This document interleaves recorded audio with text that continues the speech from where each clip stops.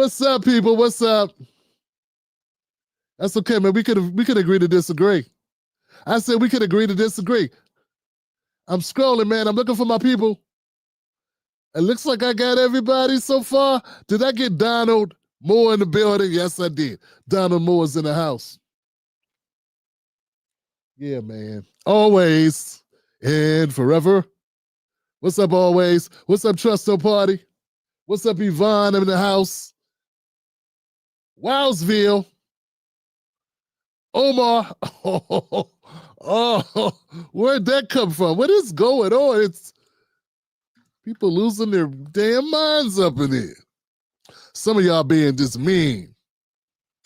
If I do just a shirt, we're gonna end up in just a shirt, man. Hot ass jacket. Y'all good? Okay. All right, look. LOL. Tunes. Tay Diggs. Moa Man. Crumb. Welcome back. Welcome back. Your dreams are your ticket out. Welcome back. Who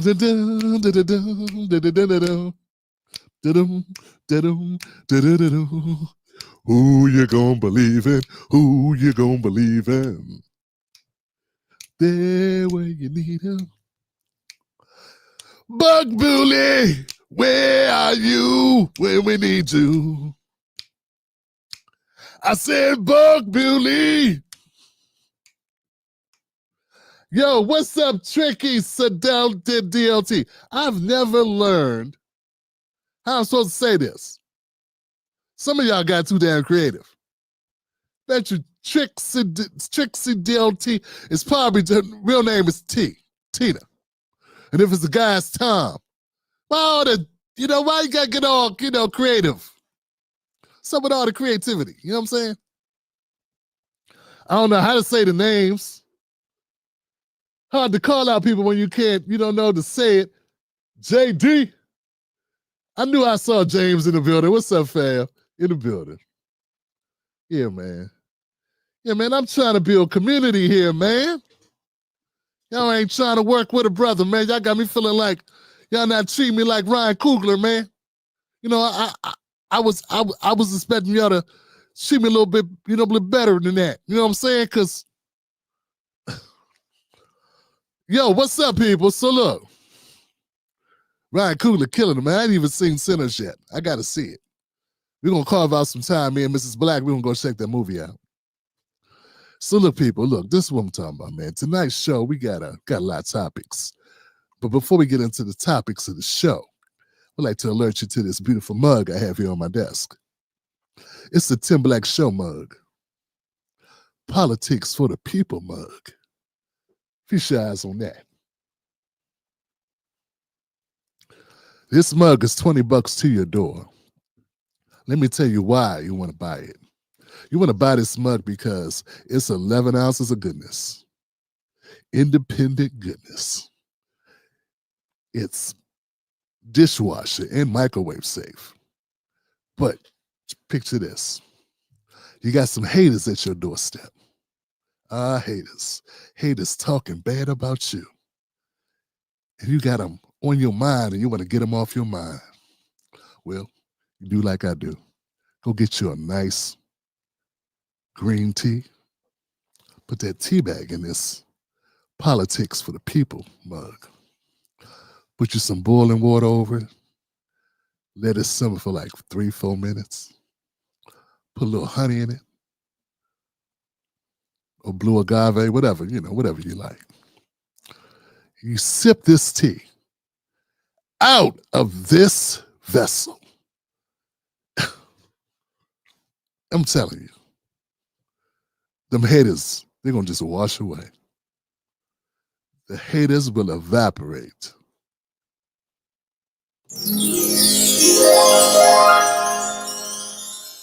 Go to timblackmug.com. timblackmug.com and get your Tim Black mug.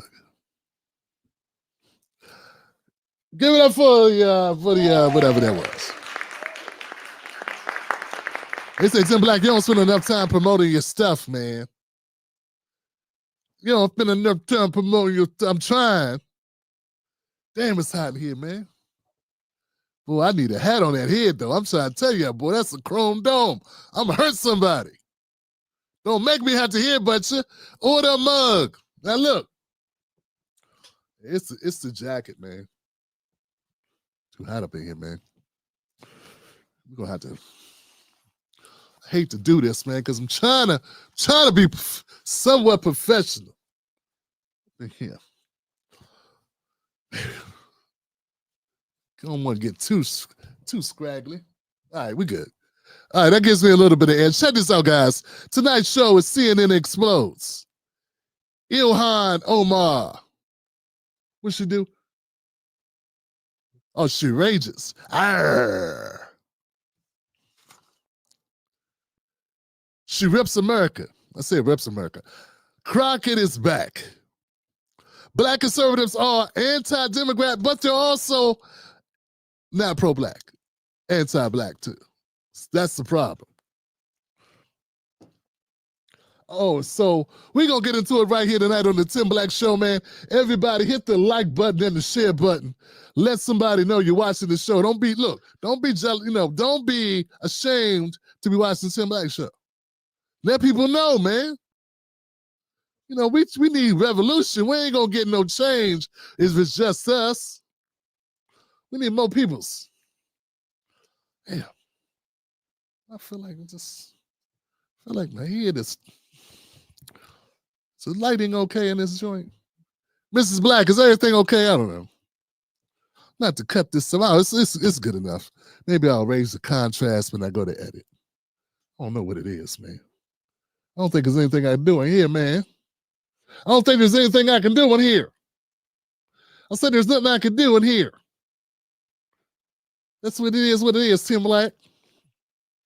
I said it is what it is, Tim Black. How y'all doing? How you doing? You know, I got the hats right over there. Got the hats chilling. All right, look, guys, let's get into the first piece of content. Let's get going. We got a lot packed today. I love you. Got number love for you. Shouts out to all the Tim Black Wolf Pack. Go become a member, but let's give you a reason to do it right here. Let's go.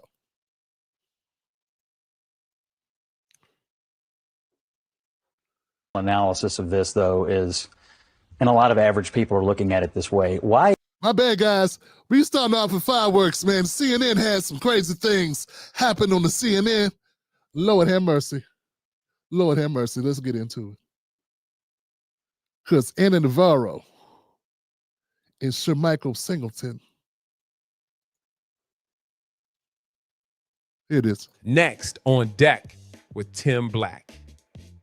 The political analysis of this, though, is, and a lot of average people are looking at it this way. Why is it that we can let 20 million people into the country just walk across, whatever, and there's no real process for them to do that, but then we have to individually pick out every single person and go through years upon years upon years of paperwork and this and that and the other, and all we're trying to do is send them back to where they came from because they came here illegally in the first place. 20 million in with no process. How do you get 20 million out with years and years of people fighting every single case? You could cherry pick any case you want. But the reality is the crisis that put Donald Trump in the White House was caused over years and years and years of neglect and letting people walk into here without any process at all, and now you're trying to gum up the works to keep them here. A lot of them came in. A lot of them came in with parole. A lot of them came in. CNN polling shows 54% of Americans want Mr. November Abrego polling Garcia showed Donald back. Trump won the That's election. CNN so polling. The public is shifting. All right. We are a sovereign nation, and you cannot just come into our country illegally whenever the heck you want, because we can't do it to any other country on the face of this earth. Asylum is a legal right. If you come in illegally, you have to leave. Americans are tired of that. We do not have unlimited resources. You know who was here illegally care with a for our own deportation people order? first. Marco Rubio's grandfather. All right, let's. We're not talking about Marco Rubio. Oh, now Anna. we're not? No, that's No, not relevant? it's not No, relevant. I'm talking It's not about Marco relevant to this Rubio because Marco conversation at Rubio all. used to be an advocate for TPS for Venezuelans, and Marco Rubio used Well, to I'm be not Marco an Rubio, advocate and for let me Nicaraguans tell you and my Cubans. beliefs. No, If I know you you're come to not. this country illegally, you are going home. Simple as that. We do not have unlimited resources. I think a lot of Americans to take care of other people. There's a hell of a lot of Hold people, on, guys. other than the black people who were brought here as slaves, who came to this country illegally. They're not the same as black people who were brought here against our will. That's exactly what I They just said. decided I to said walk there is their a butts lot across of the people border. There's a other big than the difference. black There is people. a big That's difference. exactly what There's I a just big said. difference. That's Share Michael, exactly what I just Share said, Michael Sir Michael. and Look and Anna. act indignant. That's Okay. exactly what It's I not just about said. acting Let me. Yeah. Rumble, young man, rumble. Rumble, young man, rumble. There it is. There goes that fire. Y'all see that fire? I saw some fire come out of that brother. Damn, this thing getting too hot. Hold on a second, guys. Let's just go back a little bit. Let's go back a little bit. I saw some fire jump out that brother. That brother meant that right there. He did not like the way she put that. You know who was here illegally? So Donald Trump won the election. That's CNN polling. The public is shifting. All right. We are a sovereign nation, and you cannot just come into our country illegally whenever the heck you want, because we can't do it to any other country on the face of this Asylum earth. is a legal right. If you come in illegally, You you can't have to revoke leave. Americans are tired of that. We do not have unlimited You resources. know who was here We have to illegally care with a for our own people deportation order? first. Marco Rubio's grandfather. All right. We're not talking about Marco Rubio. Oh, now Anna. we're not? No, that's No, not relevant? it's not No, relevant. I'm talking It's not about Marco relevant to this Rubio because conversation Marco at Rubio all. used to be an advocate for TPS for Venezuelans, and Marco Rubio used Well, to I'm be not Marco an advocate Rubio, for let me Nicaraguans tell you and my Cubans. beliefs. No, I know you're If you come not. to this country illegally, you are going home. Simple as that. We do not have unlimited resources. I think in a this lot of country to Americans. take You know, I got a feeling there was some words exchanged earlier in this conversation that led to this, because this guy heated quick. And I don't know exactly what it was that caused it, but it got to come from somewhere. It just sounded off the blue. I've never seen Sir Michael be so, animated.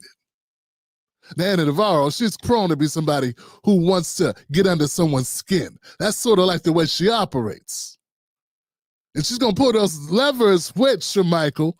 And then when she gets what she's asking for, then, of course, now it's time to act like it's all the other person. So it's gaslighting 101. That's what happens.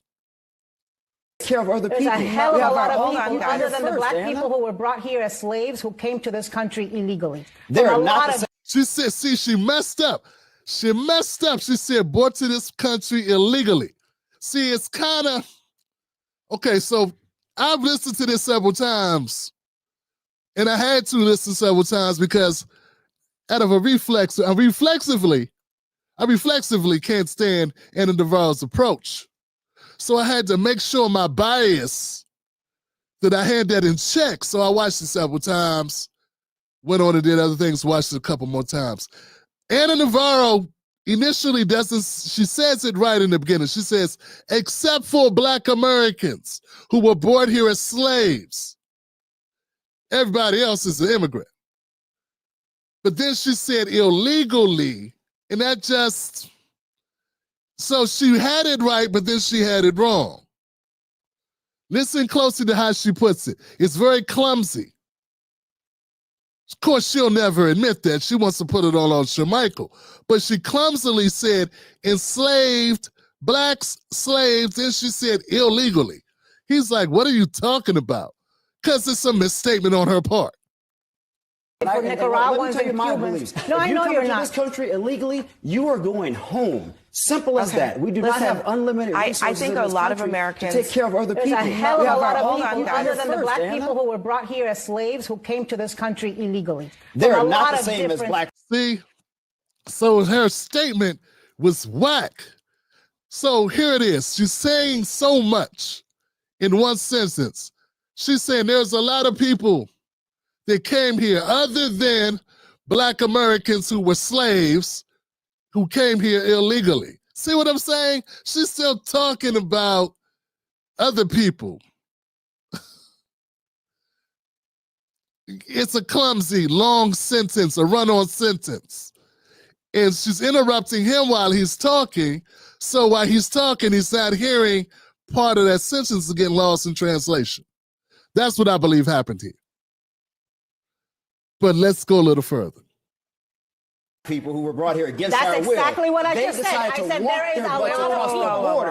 There's a other big than the difference. black There is people. a big That's difference. exactly what There's I a just big said. difference. That's Share exactly Michael, what I just share said, Sir Michael Michael. and Look and Anna. act indignant. That's Okay. exactly what It's I not just about said. acting I- indignant. Yes, it is. let me You just heard me share say Michael. that other than the black Anna people and who share came Michael. as slaves, High there ground are here. a lot of people from Share many, Michael. I think many you countries. actually missed. Wow. Anna Navarro. You know, I think that Tim Black's BS detector. Tim Black's BS detector. Tim Black's BS detector. yeah, I felt like Anna Navarro didn't need to go there. She didn't need to go there and try to like even infuse. Why are you even bringing Black Americans into the conversation?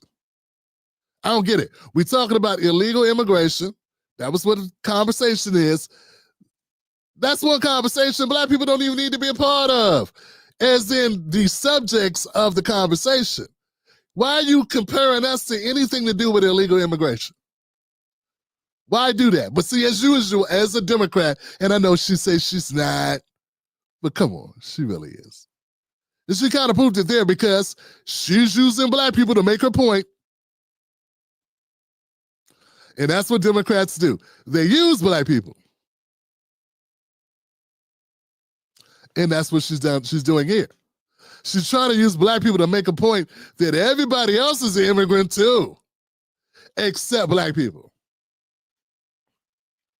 Yeah, well, 20 million Ukrainians didn't come across the border in and of God. And 20 million, I don't know, whatever you're talking about, like whatever people you're talking about that you want to pull out to say, hey, look, all of this is to camouflage reality, which is the Democratic Party brought in 20 million people for a reason. I got people that want to be delusional, fine. I can't convince you that that was the reason. And it was not to ride your horsey, to teach you how to ride a horsey. It was not to pick your grapes and make life better for you. That's not what it was for. No one gives a shit about you or me and our comfort level. It wasn't to help us. Can we at least admit we're smart enough to know that a country which will have red dye number 41 and other with more weird substances in our Doritos than you can find in a street pharmacist, don't really give a damn about trying to make your life better by bringing in immigrants. Like, that's a lot of expense in order to make your life more comfortable. So, are we going to be delusional and not know there's an agenda at foot? Okay. This whole dust up between Anna Navarro and Michael Singleton, it's all illustrated, orchestrated by Abby Phillips and CNN. They want this. I'd be surprised if afterwards they weren't high-fiving each other going, we did good. Because word on the street, Abby Phillips' ratings have gone way up. Way up. The only problem with the ratings going up because of bickering and arguing on the set is that sometimes it creates really bad blood. And, you know, people are human beings. But I gotta say, BS on Anna Navarro, no reason at all, foul on the play to even bring up Black people. And then she uses the regular old go-to that the white liberals use. She uses a white liberal go-to. Listen to what she says. I think you misheard what she said. No, he purposely misheard it. She said. I purposely Yes, she did. So now you're in my Share, brain? Michael, listen to me for just a second. Is that where we're going? Yeah, she said, you purposely misheard me. You purposely misheard me. Not that I was talking while you were talking. Not that I made a long-ass sentence that wasn't worded grammatically, you know, that it could be easily understood and communicated to the other people that you were saying it to. No, none of that. But that you not only just mistakenly didn't hear me, or I wasn't effective in the way I communicated, which is up to her. For the record, guys, if I'm communicating something to you and you misinterpret it, the onus is on me to clear it up because I'm the one doing the communicating. I'm the one giving you a thought. So it's up to me to do my best job. If you say, I don't know what you meant, I don't understand, I have to try to clear. I have to re-deliver it. You don't say to the person, you heard me, you just don't want to listen. And worse, you heard me, But now you're misconstruing what I said on purpose. Yeah, which is a real diss.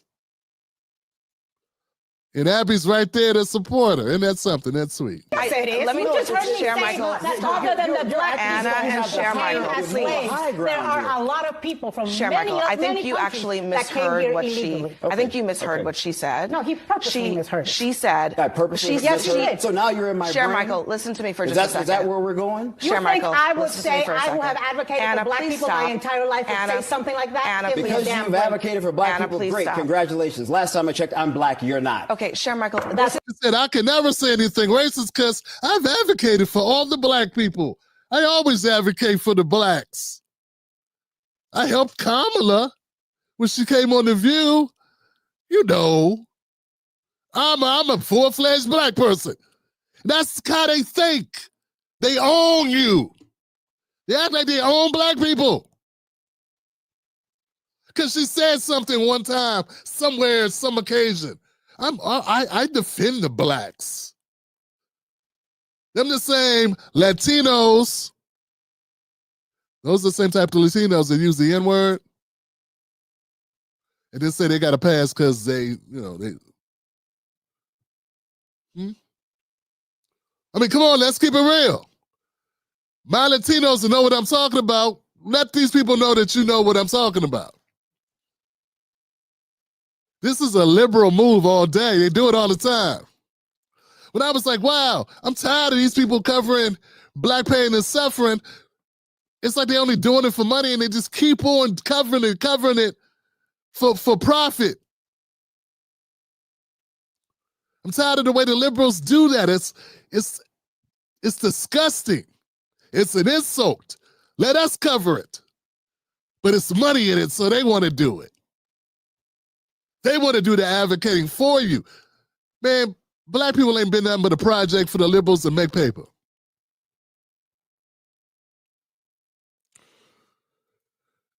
And I consider Anna Navarro white people. She one of the white liberals. That's how she acted. That's how she carried it. I was always good to you people. I've always been good to you people.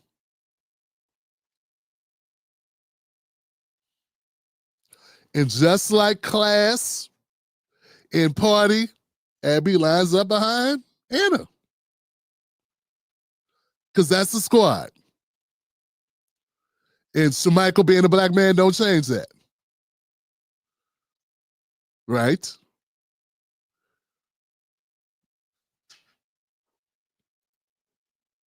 Right, I'm Latino and my people are being racially profiled. It is. And do I have to remind you the history of my people? Share Do I want to go there? No, I don't. Do you really want to go we're there? gonna know the history of your It's kind of crazy because as a black American, did you hear what she just said? As a white American, as a Latino, as an Asian American, as a Native American, Indigenous Americans and black. What she just said it clarifies some things. I'm tired of people not getting when I'm trying to clarify it. She said, my people are being racially profiled. I thought she was Cuban. But see, all of a sudden, she ain't Cuban no more. She is Latino, which includes like 20 countries. I'm sorry, guys. Abrego Garcia, he ain't from Cuba. He from El Salvador.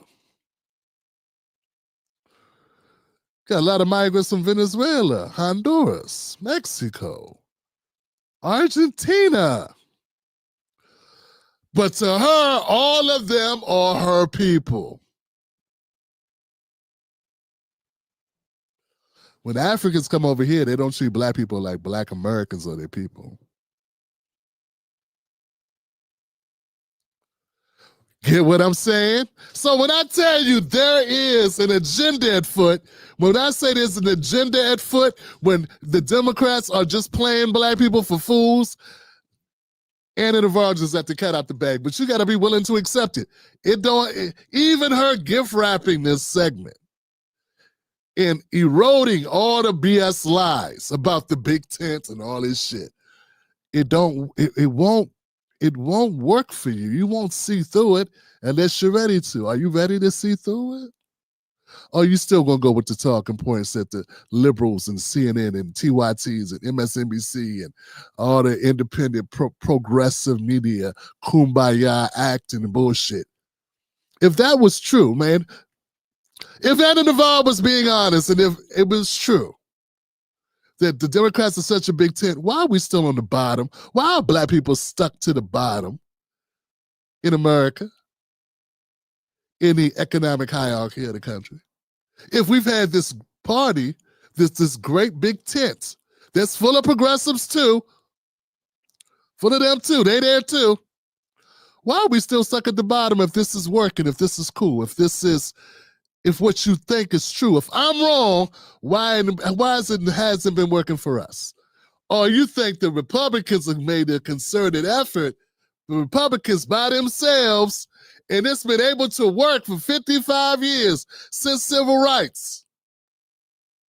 They that powerful, huh? By themselves. Man, you know, she just gave it to you. She gave the game. I feel like she gave the game on a silver platter. She just showed you. She just told you. Look how angry she got. Look at the anger. Look. She fight for her people. The people coming across that border are her people. Not the Negroes here in the country that she lives in. But them people trying to come across that border. Listen to it.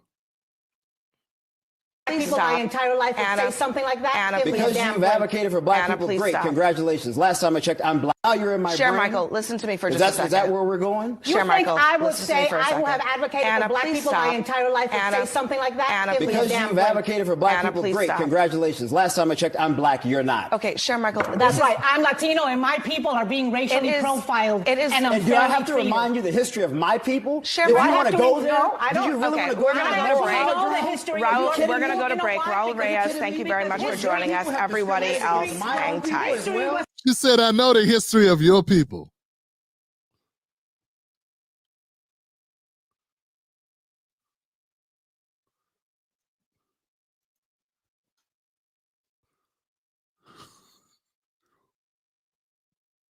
I think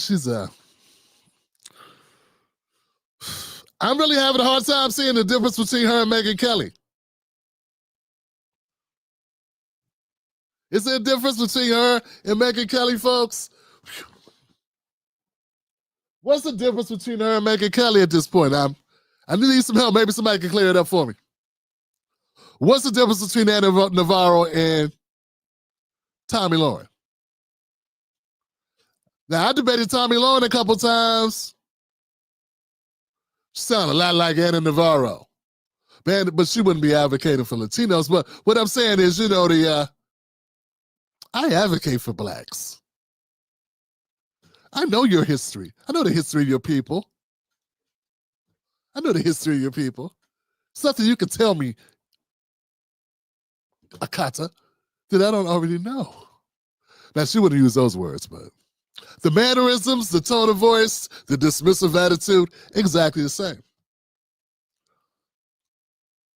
What started off as a misunderstanding because of a badly worded sentence by Anna Navarro, but also a heated exchange back and forth that probably precipitated this point.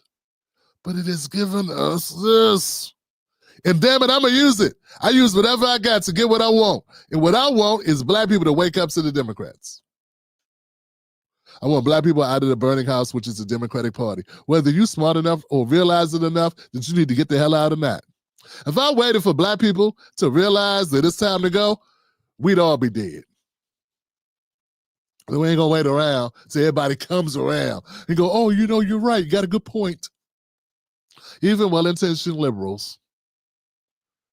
Because I've had time as a full-time job for 13 years to look at the math. When we have an influx of immigration, black men go to jail more often. You had me at hello. And unemployment of black Americans goes up. Double hello. That's all I got to read. I don't know why I have to talk anymore. You should be on board with me right there. You know? Anna Navarro just She just let the cat out the bag, man. I mean, real talk. I mean, I appreciate her. I mean, give it up for Anna Navarro, y'all.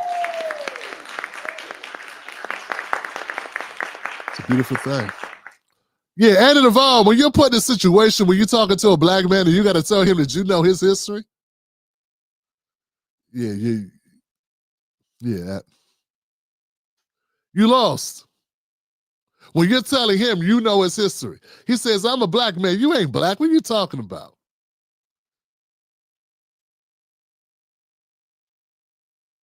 Your response is, I know about black people. I know your history. I went to school. I know your history. That says everything we need to be said about you. But I need people to wake up to it. That's what needs to happen here. People need to wake up to it and accept it. We'll be right back. When I was studying history, like the president. She's still talking. Look at Abby. Mrs. Phillips. Look at her. If I'm tired of this shit, had to face it be this. Y'all mofos. Abby, I don't know if Abby Kirsten seemed like a good Christian woman. Her and her family, God bless their heart. Bless their heart, her and her husband and child. I know they have at least one child. They're very happy, good people. I guess. I don't know. I'm sounding like Iremy Olsen Frimpong. I don't know these people. That's what Iremy says when he wants to get hooked up by people. He says nice things. I need to learn how to politic like Iremy. The point is this. Abby looked like she's just like tired of this shit. But that's where the money is, Abby. You know that is. That's why them ratings are going up. And Tara's like, damn it, I need some controversy on my show.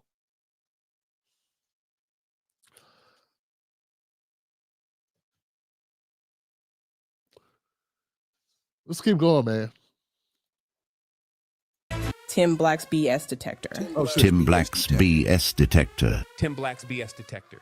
We do not have unlimited resources I think in a this lot of country Americans to take care of other There's people. a hell of a lot of people, guys. other than the black First, people who were brought here as slaves who came to this country illegally. They're From a not lot the of same as different- black people who were brought here against our That's will. exactly what I They just said. decide I to said walk there their is a butts lot of... See, brought okay, here here we against go. That's what it is. It's her bad usage of the English language. She butchered the hell out of that sentence. That's what it is, Anna. You don't speak well. The sentence should not end with legally. That sounds crazy. It's a run-on sentence, and then you put legally at the end. You stuck that in there. You need to spend as much time as you put that makeup on, making up the sentences you're going to use, because that right there was your fault.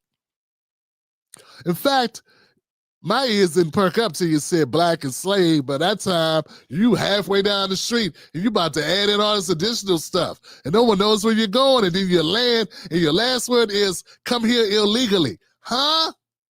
Using black people slaves, and then the end of your sentence is come here illegally. I know Abby stuck up for you because that's what she does. Girl power. But, Democrats. But, now this is on her. That's on her. That's who that is. That's her right there. I'm sorry, guys. That's obvious. Tim Black's BS detector. Tim Black's BS detector. Tim Black's BS detector. We do not have unlimited resources I think in a this lot of country Americans... to take care of other There's people. a hell of a lot of people, guys. other than the First, black Anna. people who were brought here as slaves who came to this country illegally. They're From a not lot the of same as different- black people who were brought here against our That's will. exactly what I They just said. decide I to said walk there is their a butts lot across of the people border. There's other a big than the difference. black There is people. a big That's difference. exactly what There's I a just big said. difference. Share, Michael. And you know another thing too, that's what she said is bogus. It's really bogus here. And I want to when those other people came to this country, they didn't get any help. Yo, they spent billions of dollars clothing and giving clothing and shelter and vouchers and shit and credit cards and ATM and debit cards. In New York, they created a whole new credit card system, debit card system to feed them. They didn't even want to give them the cheese sandwich in the cheese line. They said, oh, my tummy hurt. My tummy hurt. all this free food and free housing and free air and heat and medicine and health checkup and security.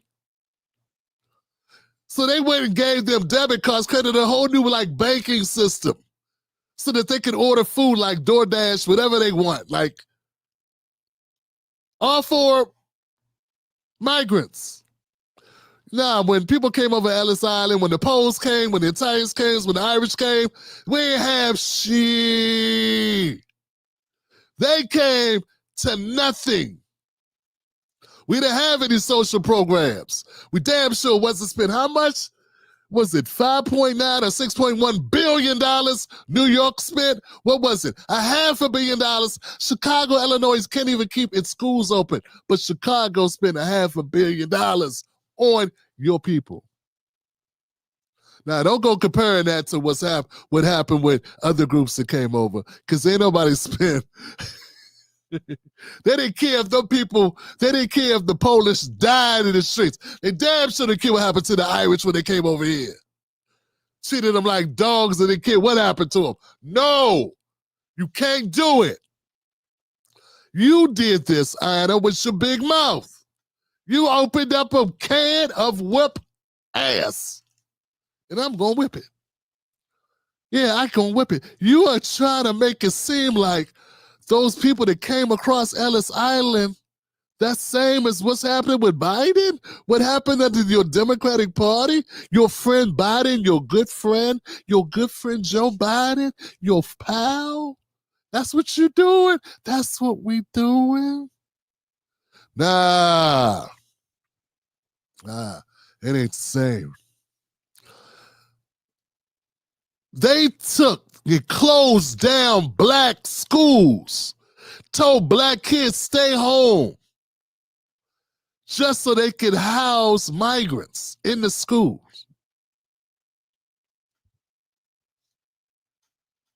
Nobody did no shit like that for migrants coming off their boat. And they were white. When them people I guess at the time they weren't considered white. They were just considered their nationality, which is what I thought you were. But not anymore, huh? As your people are getting racially profiled. But when those people from various countries came over, they didn't get no carpets rolled out. No. There was no welcoming committee. There was no getting them situated and nah. So what she's saying here is a complete fallacy, folks. It's not historically accurate. It was not the deal. When the Japanese came over, it wasn't like people rolled out the red carpet. You come here to work, you can't even stay. You can't bring your women. What was all the rules they had about the Japanese coming and working? Or the Chinese? What was it? It's all types of stuff. I know, I'm trying to think. Nina Turner, she knows all this. She was out, nailing it. The Asian Exclusion Act?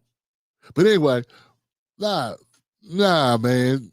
The way that your people have been treated coming over to this country in the last 10 years or whatever, unprecedented. There's nothing else like it. Nothing else like it in this country ever happened. And what just happened under the last 4 years, and everybody was quiet, church mouse, cotton, you know the analogy, under Biden, when 20 million people, more people came across that border under Biden than any other president ever. He set records. And the way they got treated, the way the carpet was rolled out, totally, nah. Anna's on one, man. I appreciate it, though, because it needs to be said. People need to know. That's what I just said, Sir Michael. And Look and act indignant. That's exactly what I just said. Acting indignant. Let me just share Michael. Other than the black Anna and share Michael, please. There are a lot of people from share Michael. I think you actually misheard what I think you misheard what she said. No, she missaid what she said, Abby. That's disgusting. No, he purposely misheard it. She said. I purposely misheard. So now you're in my Share brain. Michael, listen to me for just a second. Is that where we're going? Share Michael. I would say I will have advocated. Look at that. It just shows you the power dynamics, don't it? It do something for you. How many black men are watching this going, damn, look at the way that sister treated that black man. See, it don't matter what the face is. Doesn't matter what the brown face, we got a black face in our high place. It don't matter. Still cater to the white lady. Right? Even when she's wrong. Even when she's wrong, her her using black people to try to make her point, put her in this situation to begin with. Just use a shitty sentence that made no sense that ended with illegally came here. After interjecting black people in slave, which is really not something anybody who's that arrogant as hell would do. Only the most arrogant jackass who's that black grabs their blackness in slavery and uses it to throw it like a hand grenade into a conversation to blow up an argument. But a Democrat would.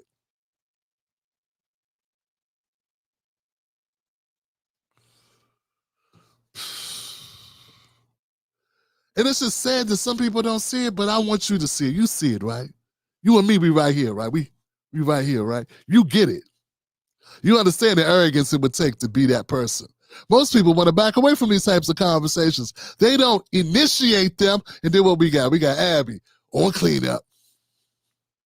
Oh, Lord, let me clean up a heart and a good people. And it's her show. Why you got to clean up for this white woman with a taco in her purse? It's a nice purse. It's probably Gucci or something. Probably better than Gucci. I don't know all the names, all the great purses. It ain't a Coach bag. Coach is all right, but you know what I'm saying. You get what I'm saying? Oh, Lord, let me clean up behind Anna. Michael, you shut up. Get over here, clean up this mess over here. You done caused talking back to Miss Anna. Feel like John Witherspoon. Okay. Now, but seriously, guys, this is a horrible display that happened here.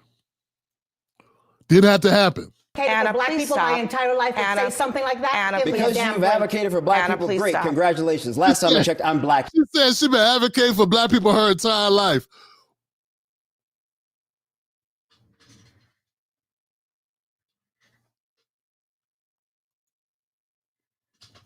What the hell you done for black people, Anna Navarro? This make me want to just jump out for a second like, what you mean you've been working for black people for your whole life? You've been working for black people, huh? Folks, she said for her whole life she's been advocating for black people. I've been working hard for you blacks. My whole life I had to fight. She reenacted The Color Purple up in here. Off of her good stewardship, her advocacy for the blacks. One time, I hired a black person that time to drive me where I needed to go that time. I always look out for y'all. Listen to this. Boy, look, I gotta give it to Scott Jennings. Staying the hell out the way. In fact, notice, guys, I'm sorry, notice no one else on the panel said a damn thing. Scott Jennings is quiet over there, joint, chilling. He out of this, like, don't put me in this. I ain't got nothing to do with it. I'm over here. Look at, notice Scott Jennings and the rest of the people. All out the way. Michael, listen to me for just a second. Is that where we're going? Michael, I would say I have advocated for black people my entire life and say something like that? Anna, because you've advocated for black people, great. Stop. Congratulations. Last time I checked, I'm black, you're not. Okay, Michael. That's right. I'm Latino and my people are being racially profiled. It is. And do I have to... Y'all stop telling me this. I had people say, Tim Black, don't you? Nah, Tim, Michael ain't got a black wife. So he ain't cool. He ain't down for black people. I'm like, well, you sound down to me. Right there. That's better than I heard Van Jones. That's harder than I heard Van Jones go. I ain't never seen Michael on TV just I ain't never seen him do the Cory Booker or the Van Jones. And he probably likes some people. But I ain't never seen him do it. Oh, because he got his wife is from the Middle East, I think. I don't know. I don't want to guess. She seems like she may have me of Middle Eastern descent. Does that mean he's not? She could be Muslim. You don't know. I'm just saying, I don't know. But nah, he sound black tonight. You sound black tonight. He don't sound like Paris Dennett. You don't sound like Paris Dennett and Cory Booker. You know. Nah, man, pretty good. Pretty good job. Give him his props. Remind you the history of my people. Sure, if you want to go there, I don't. do you really want to go we're there? gonna go to break. Know the history. We're going to go to break. Raul Reyes, thank you very much for joining us. Everybody else, hang tight. History was not We'll be right back. when I was studying history, like the Abby, like, what's wrong with these fools, man? I can't take y'all nowhere. I take y'all to Great Adventure. Y'all jump out the boat. Don't jump out the boat. Small world. Small world.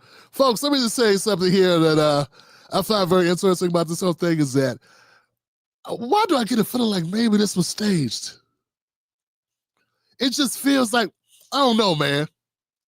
Look, I know that when you see people on TV, it's obvious that that's not the totality of who they are. They, you know what I'm saying? We know it's only their television persona, right? But I'm trying to tell you, man, I don't know. It's just too good. It's just too hot. It's almost too hot. You know what I'm saying? I don't know. I'm gonna take it for what it is. I'm not gonna say it's inauthentic. It's a little, I got like 5% of me is like, I don't know, because I mean, come on. They was talking right through the break. Like, no one yelled cut. But I give it up once again for the rest of the panel just letting this happen. Just, I ain't jumping in there. Scott was like, hey, look, I'm not getting in trouble with the blacks. I'm good. I got nothing to say. I got nothing to say. Scott, like, I'm over here. Look, calm, like, white guy in the corner, chilling. Yeah. Interesting, guys. I think that's it. My MRC Newsbusters provided that clip. That's right. Next on deck with Tim. All right, guys. Well, look, let me know what you think about the segment. I think that's it for that segment. We're about to move on to the next thing. Yeah. Next, we got Stephen A. Smith, and he does this thing. Let me get that on screen. There we go. Put Tim Black on the show. So look, guys, hit the like button. We're trying to get to 400 likes in this segment tonight. We're trying to get there because it helps us with the algorithm. We don't need no damn bragging points. What we need are points with the algorithm. So help us do that tonight. Hit the like button. If you're on Facebook or if you're on X, hit share, repost. Sharing is caring, folks. Show that you care about this show by sharing it with somebody else. My people, my people, my people. What?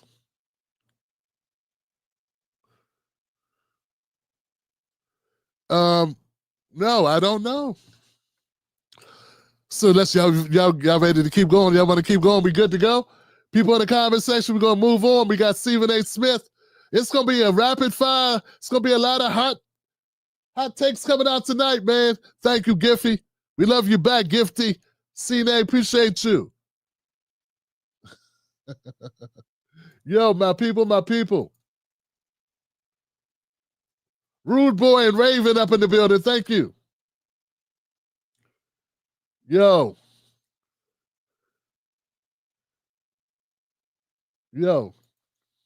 If Abrego was black, this conversation wouldn't even have taken place.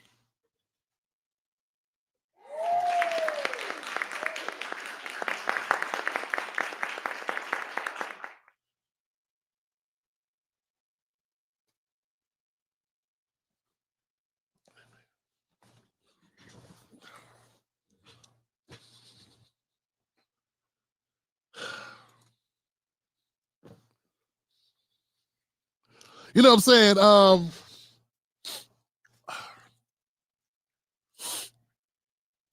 That comment is so on point. That comment is so on point. Lord have mercy.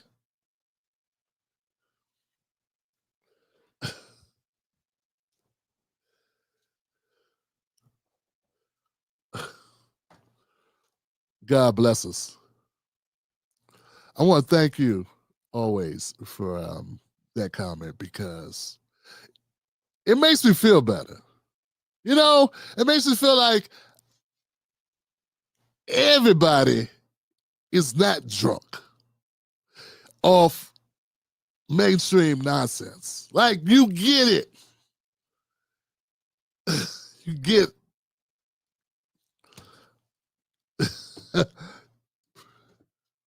Damn. Thank you. Thank you. One more time, man. Hey, where's my... Hold on a second. Do I have it? I did put that up, didn't I? Simply amazing. Now, that's what I'm talking about, eh? I can rock with that. Simply amazing. Now, that's what I'm talking about, eh? I can rock with that. I forgot I uploaded that for just moments like this. Yeah, I got that. I put that as one of my new, wow. All right, guys, let's keep the party going. I want to thank everybody for being here. Tim Black Show. Become a member by going to jointimblack.com. Jointimblack.com. Let's keep going, man. We ain't done. We still here. Back with Tim Black. You bring up DEI, you talk about it on merit. And one of the things that you and I debated back, we went back and forth about it. I said, first of all, my definition of DEI is didn't earn it. Let me put that out there. Secondly, what I'm pointing... You know, when he said didn't earn it, he said that's his definition of it. He's employing one of these tactics, and we're going to come back to this. Now, just in case we don't come back, because sometimes I forget. It happens when you get over 45. He's employing a mechanism of conservatives, which is you throw the conservatives a bone. Add one of their talking points to your dissertation, to your speech, that dumps on, something. So you ain't got to stand on it. You just get out of the way. And then you're going to make a point that's going to be pro for whatever. You know what I'm saying? I do not adopt the language of the conservative folks. DEI is affirmative action. Didn't earn it is some BS. There's a lot of reasons when you got cronyism, when you went to Harvard and you get in because of what? Because of that legacy nonsense where your parents went, so now you get to, they didn't earn it. But you would never say that, would you, Stephen A? So see, I want people to raise their IQ to what people are doing when they do stuff like this. He threw that out there, unprompted. This was unprompted. He threw it out there because he wants to say, hey, I'm not a liberal. And I'm not one of these crazy people that's supporting black people, just supporting them. I'm willing to sacrifice that too. I want to keep it real about who Stephen A. Smith is. He's trying to get powerful. He's trying to become powerful. He's trying to grow his constituency. To is the neglect in recalling why some of these policies were implemented to begin with. So when we talk about the eradication of quote unquote DEI initiatives, what it leads me back to is, okay, there was a white male power structure that existed throughout history before these policies were implemented that didn't operate based on equity, didn't operate based on merit, rather. They operated based on, to use your word, Bill, preferences. What in God's name are we seeing in this day and age that tells us that America or this administration or Congress, whomever, that their preferences is going to be diversity as opposed to a return to the quote unquote good old days? The diversity is merit. No, but you can expose it. That's a journalist point of view. The journalism, if you have a company that's not going to hire any minorities, then every reporter in that town should be standing outside that company. Billo, why are you talking? Why are you talking, Bill? The question is for Steve. Bill almost jumped his old ass off the stool. Did Steve give him a sign like, get in here, you old fart? What do you think we pay you for, Bill? Get at this guy, it's your guy. Get in there and start talking. I couldn't see. Let me make sure that didn't take place. Before Bill starts talking, was there any communication between Bill and Steve? Opposed to a return to the quote-unquote good old days. The diversity is merit. No, but you get exposed. That's a journalist. The journalism, if you have a company that's not going to hire any minorities, then every reporter in that town should be standing outside that company going, hey, what the deuce are these people doing? But what everybody has to understand is you don't correct historical wrongs by creating modern wrongs. It's the only way to correct it. It's the only way to correct it. Somebody's got to get a haircut. It's only so much land, Bill. If your people denied my people of having any of it, and then when we got it, you bombed us out of it and flooded it. There were actual towns, ladies and gentlemen, that were flooded intentionally by white folks who were mad that black people were building their own towns, even though they didn't want to live around black people. They still didn't like us being prosperous, so they blew up our towns or bombed our towns. And Bill's saying the only way that we can solve that is by not doing anything that impugns upon white people, even though they took our shit. Because Bill doesn't really care about anything getting actually rectified in America. I'm not so certain that Stephen A is either. I think he just wants to make a point that Steve Bannon's on Steve Bannon, which I got no problem with. Make your point, bro. Back to my point. Why is Bill talking? I should have known something was up with this damn thing. Where's my clip of Trump talking to Stephen A? You don't do that. Yeah, you don't do that. If anybody white loses as much as a shoelace, we don't care if you weren't allowed to have shoes for 100 years. If a white person has to give up a shoe, not even the shoelace, the little thing on the tip of the thing that keeps the shoelace going in the hole properly, if a white person has to give up one of those, that's too much.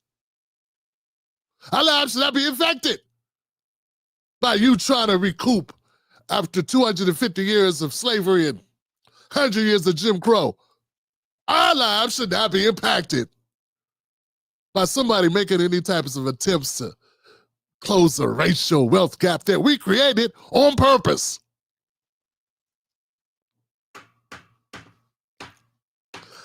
What in the world? When I tell people, when I say, look, don't leave, when I say get away from the Democrats, I do not mean go sit with Bill O'Reilly. You got a lot of people in the Republican Party that feel just like Bill O'Reilly. Sorry to hear your troubles, blacks. But, okay. Come line up here and give you our vote. We have no, look, you need to be focused on making money. But yeah, we got a lot of mechanisms to get in our way of doing that. It's easy for you to say that when you've got a family that's been making money for 400 years in this country, and my family wasn't even allowed to make money till the last 50 years. I mean, not really. I mean, the system was pitted against us. For 300 of that, and the last 100, well, last 50's gotten a little better, but until you had real civil rights in your country, I mean, can you really say what's it? They don't care, Johnson. It's excuses and complaining to them. It's not truth-telling. It's not advocating. It's not fighting for your rights. It is complaining. That's what it is, Johnson. So when I say, hey, man, get away from them Democrats, I do not mean go run over with Republicans. I mean, stop giving Democrats your vote like it's guaranteed, like it's an automatic. They do this, you just give your vote. Time to vote, Democrat. Time to vote. You don't even look at it. I don't need to see who on there, Democrat. You don't need to know nothing about them? Nope. Are they Democrat? Al, they Democrat, right? Okay. Jesse, they Democrat? Okay, put me down. Jasmine Crockett said Trump is evil, so just sign me for all the Democrats you can sign me up for. We got to stop doing that. We got to make people earn our vote, and we got to go with the best offer, like you would in anything else. Take the best offer. We've been jumping the gun. We got to stop jumping the gun. But I don't mean go line up behind Bill O'Reilly and this people, because you can see they don't give a shit. And Cuomo was quiet. Cuomo, church mouse quiet. All right, hold on. Jimmy, I want to get you in, and then we're going to pivot to a different topic because I got Secretary Kennedy, and I don't want to lose his window. Go ahead. I just want to make a point about DEI. I taught college for 16 years. I taught 9 years at Tulane. You know how you would get in my class if you were black or you were conservative? You know why? Because we didn't have many, and I wanted a diverse classroom. So if you came in and you saw me and said, Professor Colby, I want to get in your class, I'm a conservative Republican, said, come right in. We would actually go out. We would go out and look for black students to be in the class. You know why? Because I wanted a diverse class. I wanted diverse opinions. And if you just sit at a major, expensive private university, you know what you're going to lack? You're going to lack sufficient number of black students because there's a huge economic barrier to go to these $75,000 a year colleges. Yeah, you can see there's all broken up about it. Look at them. They just can't believe it. So sad to hear that. But sorry to hear that. What are you going to do about it? Nothing. Nothing at all. Call you complaining about pointing it out.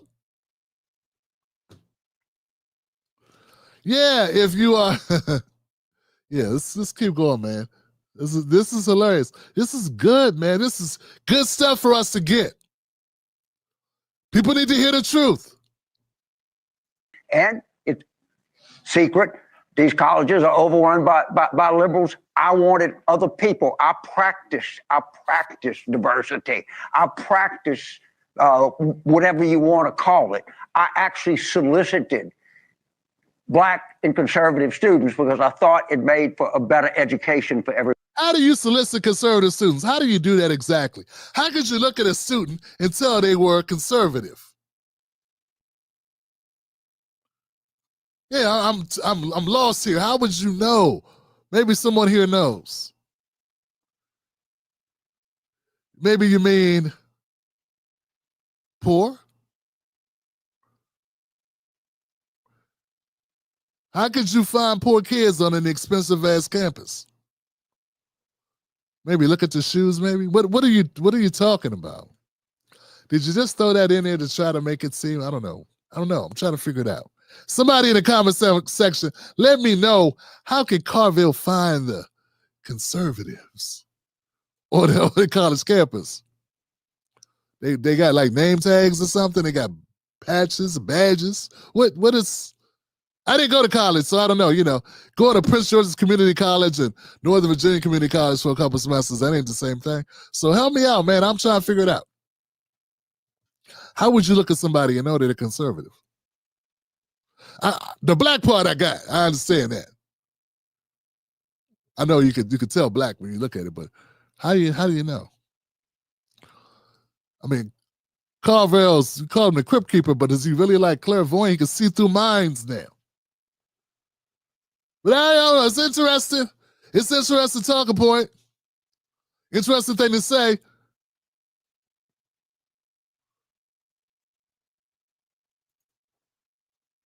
Everybody else had made for a better classroom.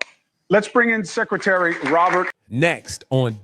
I don't know, guys. Let me know what you think about this. I forget the central point. Oh, okay.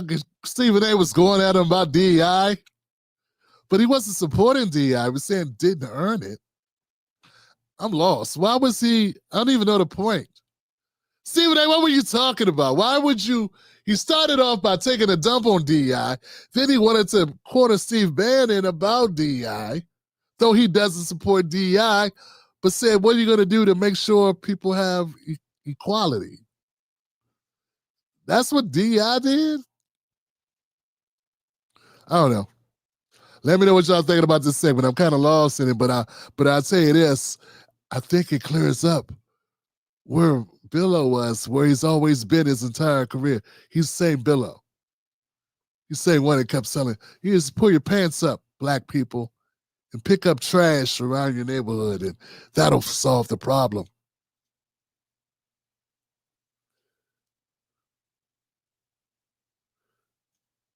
All right, let's keep it going, people. Let's keep it going. We got more on the billing tonight. Got more to talk about. Let's go. With Tim Black.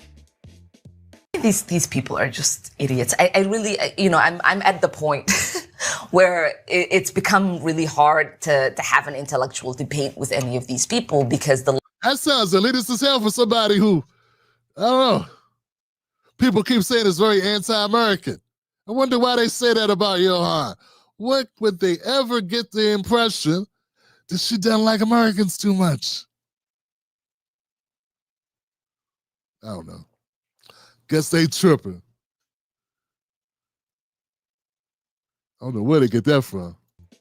These people are just idiots. I really, I'm at the point where it's become really hard to have an intellectual debate with any of these people because the level of stupidity that they are displaying every single day is frankly embarrassing, not just in Congress, but as Americans, and the fact that these people are allowed to say just the most ridiculous. Yeah, I'm not talking about people in Congress. I'm talking about regular people. Just Americans are dumb. I mean, not her, of course, because she ain't American, right? I mean, see, here's where I got a problem, guys. And I know she is an American citizen. She would not be in Congress. But I do not like it. I got a problem when black people do this.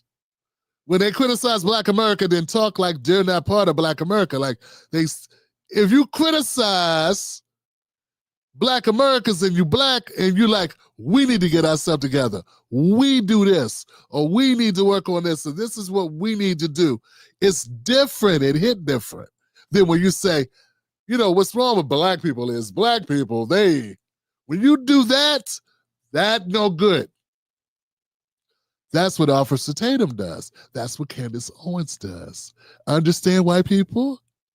Understand black person who likes those people, who don't get it? When you criticize a group of people and you other them or they them, when they do that instead of what we do, there's no love, there's no connection when you push it off and make it they. That's sort of like what Ilhan Omar is doing right there about Americans. She said, Americans are dumb and they, American citizens, they. It's like she not talking about her people. She's talking about them people. It's like a very basic thing. A comedian makes jokes like Bill Burr is one of my favorite comedians. And when he makes jokes and he's like self-deprecating, he talks about himself. That's what the self-deprecating thing means. And then when he says, man, Americans, we're crazy. God, if I walk in another place and Americans are doing this and doing that, and we just got to get it together. This is horrible. Can't believe it. Where'd we get this guy? We don't need this guy. It's never just like pointing at Americans. It's explaining us as a group, totality. And this is within us. When she's talking, it don't sound like she's saying it's within us. She's making it sounds as like she's pointing outward. And that's why she gets criticized so much. That and of course the obvious. She leans into that. That's what she wants to do. It's not an accident. She's a smart lady. She's got a couple degrees. You think I'm saying something new that if I said, hey, it sounds like this, she would be, of course, she would probably gaslight and pretend not to know what the hell I'm talking about. But do you really think she ain't smart enough to know what I'm saying? You really think she accidentally, consistently criticizes America from a vantage point of she's talking about other people? That's what you think? Now, what about you can't recognize it when black people do it to black people? Because you don't recognize it when it's a Sudan, I think she's Sudanese, I don't know. You don't get it? All right. Oh, Tim, you're gaslighting. No, you just don't pay attention. You don't pay attention. Your head's in the clouds. Who's funding her campaigns? Where's the bulk of her support come from? What are they on? These are important questions. Because you'll see. Things tells you that the dumbing of the United States has arrived, because how else do we get a Trump presidency again? She said the dumbing of the United States has arrived. Dumbing? Dumbing? Congress. Hold on, guys. Tim Black's BS detector. Tim Black's BS detector. Tim Black's BS detector. No! The dumbing of America, I take offense to that. We've been dumb. I mean, in a lot of ways. America's dumb in a lot of ways. I mean, I don't know if you were an American citizen when Bush was here, but we elected George Bush too. Come on, then. No one's accusing this guy of being a rocket scientist. So I'm like, I don't understand what you're talking about. You say we're dumb and we proved it because we elected Trump. Are you suggesting that Joe Biden was a good choice? I know you're not. See, here's the problem I got with the squad members. They're full of shit too.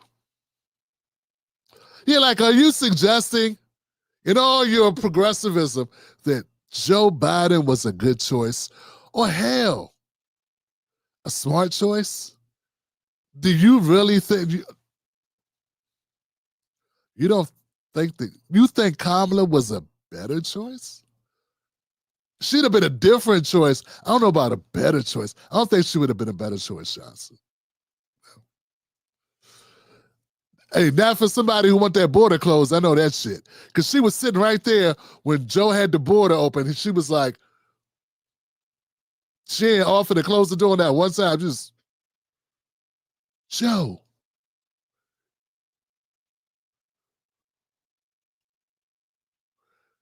Joe, you know the... Oh, okay. We're back to crocheting and shit. Just...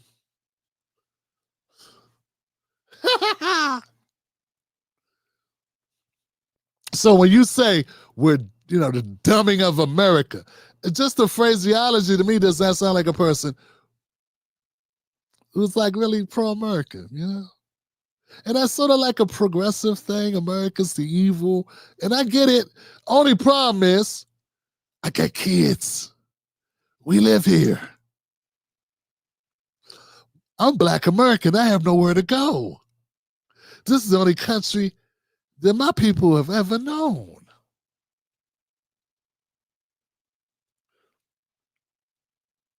We fought in every war this country's ever had. And we got assholes like Ilhan Omar who have other places to go and have been there before.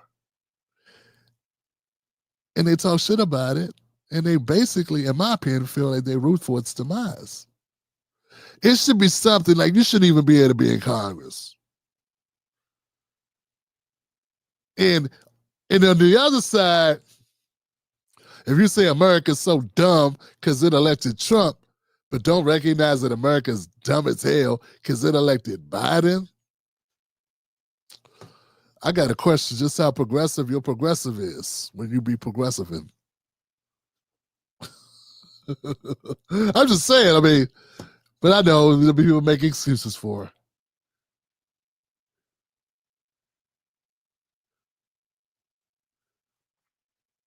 My stomping grounds, DC. Here we go. Congresswoman Omar, I'm Miles Morrell with the Daily Caller News Foundation. Do you think more of your Democratic colleagues should be traveling to El Salvador to advocate on behalf of Federico Garcia? I think you should fuck off. Yeah, that's I'm sorry, what, Congresswoman? fuck off. Who should? You. Why me? We're not taking any questions right now, but here you go. Yeah, thanks. Yeah. You know, I don't have a problem with that response. Nah, man, I'm not a prude. I don't got a problem with her response. She want to use colorful language, that's fine. If she wants to use colorful language, that's fine. But I will remind you of the comment of my commenter, my Tim Black Wolfpack comment that came up. If Abrego Garcia was a black man, they say black man, just say black person. If Abrego Garcia was a black, this never would have been a news story. Yeah, it's only a news story if somebody black kills somebody or gets killed. That's when it's a news story. She probably wouldn't have said F off because you wouldn't have asked her. But now I got no problem with her using colorful language, but she did use it, so. We do want to point it out. It's not the America that we all know. That is not the America we love. And that is not the America the world looks up to. Huh? What?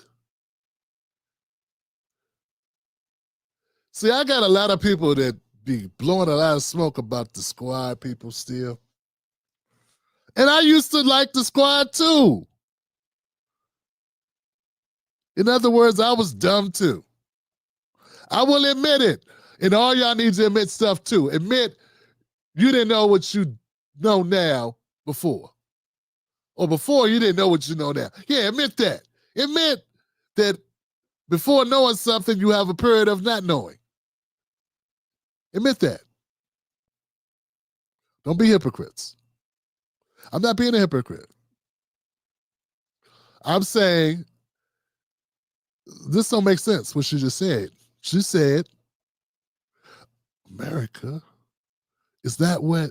See, America is never, from my vantage point, America's always been full of shit. It just is. We try to make it better, right? That's it. I'm not on that Trump, make America great again, like it was something greater. It was great before. I think it's getting worse, not better.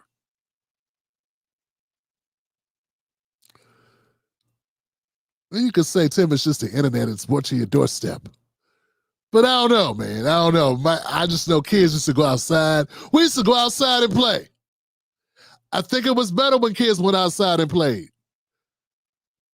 We used to go outside and play so long, when we came in the house, we smelled like outside. We used to want to go outside and play so bad, we used to get our friends to come ask our parents, could we come out? Because they done told us no 3 times. So now you gotta get friends to come try to get you a day pass outside. I could fall down and cut my leg, but I didn't want to go in the house and get it cleaned up and get stitches or get a bandage or nothing. Because if I went inside, I'd have to stay my ass in the house. So yeah, I think there are a lot of reasons, a lot of ways, I think it's not getting better because I gotta drag, like you gotta drag kids out the house nowadays. My 16-year-old son Chase, he be like, every once in a while, I'm almost shocked. It's like, Dad, can I go out? Like, where you going? What you about to do? I'm just gonna go to the store. Oh, okay. Because it so rarely goes out. So yeah.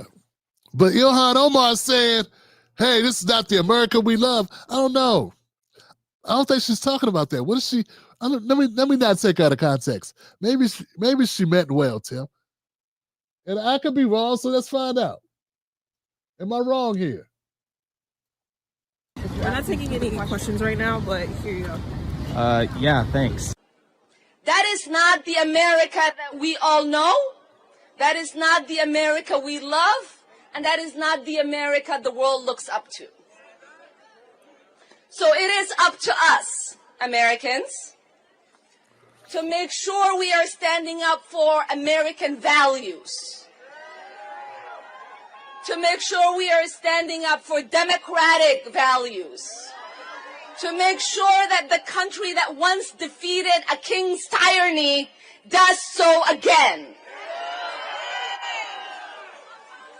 Next on deck, you know what? Tim Black. It's just too much context taken out. I can't make a judgment on that. I can't. I mean, you on one hand, you say America's full of a bunch of dummies now. People are idiots. And then you say, we got to stand up and fight, you know, and make I don't know.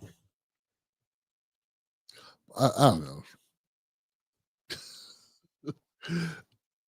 It's contradictions, kind of, I don't know. But maybe she meant, I don't know. Lakers in 5? No, that didn't work out. All right, guys, let's keep it moving. Hit the like button if you like that segment. Let the people know that you're watching the YouTube channel right here on Tim Black Show. Let my people know. Damn, we're not on Facebook. We're on X, though. On X, repost this on X, guys. Anybody watching on X? Got any X people? Let's see what we got here. Let's keep going. We got more content. Got a couple more stories here. I still got to get to my conservatives. Implication being those people think he has made mistakes. Listen, I'm going to tell you this. You know, people tried to talk about the mental acuity of Joe Biden. And people tried to talk about the mental acuity of Joe Biden. We tried to talk about.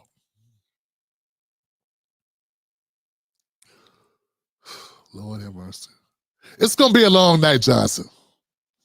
They tried to talk about it.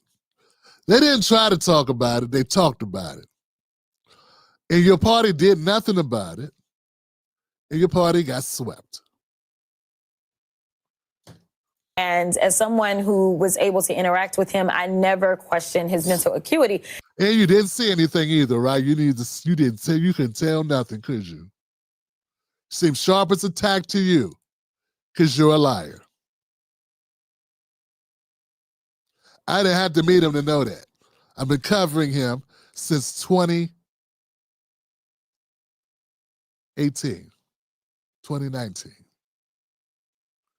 How could I tell and not meet him and you not be able to tell and you met him and you advocated for him in Congress?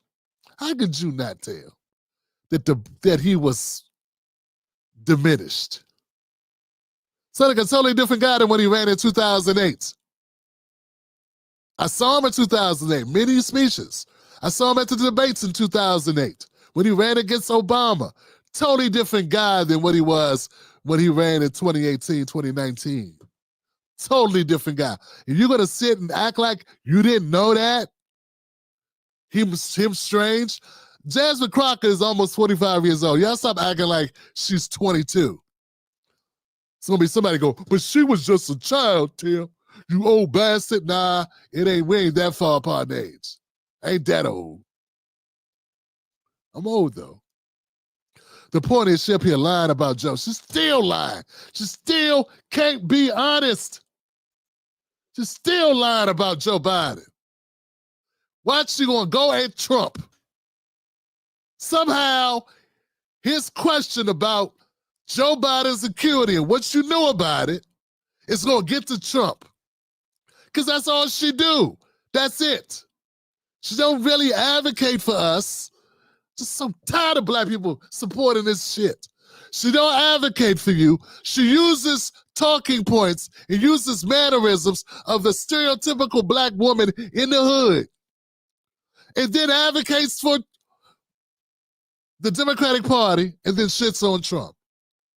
And you go, yay! And I'm like, why? How does that help us at all? What does that do for us at all? Every time I hear Jasmine Crockett, she fight more for migrants than black people. And for some reason, that gets applause from black people. It's like the most frustrating thing in the world. Someone said, you're jealous. I'm not jealous of her. I'm sick of her.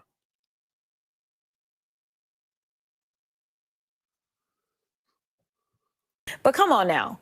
Come on, like you are crashing the economy. We are talking about record crashing of the stock market. We are talking about... The stock market is still not lower than it was under Biden. Stop lying to people. Inflation was higher under Biden than it's been in 40 years. Where were you then? Supporting Biden like nothing was going on. Ari should be ashamed of himself. Sit there, listen to this shit, won't say nothing, won't ask no tough questions, just a fucking red carpet. You know, when I met Ari Melber in Philly, was it Philly? I think it was Philadelphia.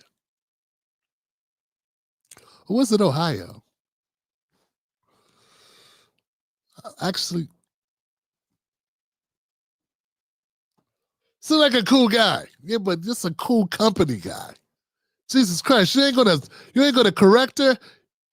You just mentioned it. The amount of people that he has fired. We are talking about people complaining and saying there is nothing at the ports. Right. We are talking about CEOs coming in and sitting down with you and saying that these shelves are going to be as bare as they were during the pandemic. Like, no, everything is a problem, not to mention Signalgate. You mean under Biden or under Trump? Signalgate. Signalgate didn't hurt nobody. Shut up. Afghanistan did, and you were quiet. You were quiet. And they're still quiet about it. Actual lives lost, silence. No lives lost, some people embarrassed. A failure in protocol, yes, I agree.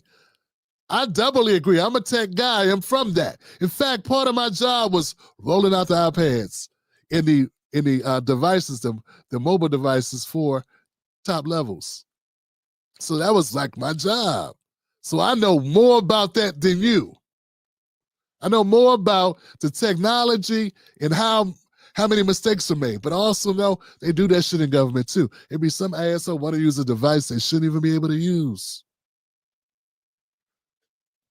You know, sort of like Hillary using their home computers to get her emails, having all of State Department's emails go through her home network. We should be going to a VPN to get into her email box. That was a travesty. She should have been in jail for that shit. That's State Department classified shit. Everything they sent her was likely stolen. But you would never talk about that because you are a Democrat. Now you want to talk about Signal. And now you've got one of your, appointees stepping down because somebody was going to have to take the blame. Right. Now, I think it's the guy that needs, it's the guy that says he wants to have his makeup room that needs to go somewhere. She really sounds like she don't know what she's talking about, just throwing stuff everywhere. What is this? Because at least Mike Walls has some kind of experience within government, unlike Pete Hegseth. But honestly, get rid of the entire cabinet. We need to start over because everything is messed up from their HHS secretary. How was Biden's cabinet? How was that going? We had the highest inflation we've ever had in the last 40, 50 years. How was that? Why come we didn't want to get rid of his cabinet? We had a mentally declined president who was out to lunch the entire presidency. Why shouldn't we have not cleaned house? What was your bright idea after seeing that after seeing it 2 years, you didn't think them people should have gone? Maybe after 9 months. But after 100 days, clean everybody in Trump's cabinet. But Biden's horrible economy, the open borders, all that bullshit, you didn't think of that one time, we need to get rid of you people, did you? You didn't say it. Instead, you would have wound up there saying, I wish my dad loved me as much as Joe Biden loves his son. I rest my case.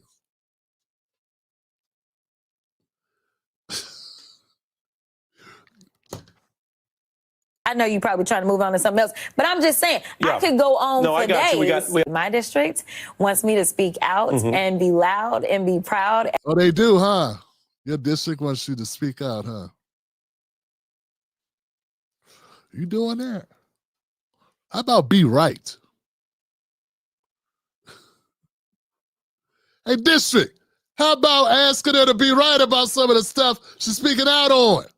At all times. But you know what? We've got lots of great opportunities. And so I'm looking forward to some of the things that we're going to do on Oversight as we continue to push back against this administration. Now that we know that they are doing things such as, you know, snatching people off the streets. Oh, you mean like cops do every day when they black people be in black neighborhoods, snapping black people off the street? You mean arresting people, deporting them that are here illegally? Oh, okay. That's the job, you know? Snatch them off the street. It's funny. It's funny what they call snatching people off the street. So, when regular citizens get taken to jail, no one be like, yo, when they're serving a warrant on regular citizens who may went to get his car washed, take his kids to the daycare, and they hit the lights on them at the stop sign. They don't slide a little note to them and say, hey, we was going to take you to jail because you got an open warrant. We was going to do that. But, you know, we're going to give you a couple days. You know what I'm saying? We don't want to snatch you off the street. Because, you know, you're an American citizen and you pay our salaries. So we want, you know, be respectful.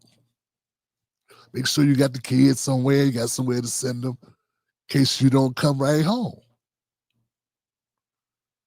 Nah, they just snatched us off the street. Everybody just gets snatched off the street.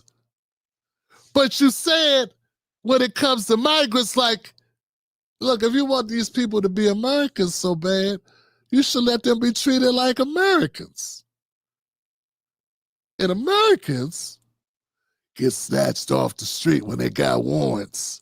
Some of us get snatched off the street when we don't have warrants. 75% of us in jail right now haven't even been in trial, haven't been convicted of a damn thing. Hundreds and hundreds of thousands of Americans are right now in jail, away from their families, separated from their families, and haven't been convicted of anything.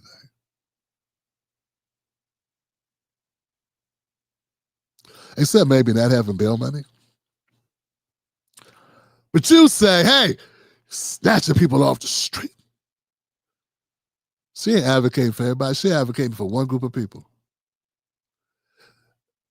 And contrary to some people that I guess they don't know this, I guess maybe she's got a large Latino.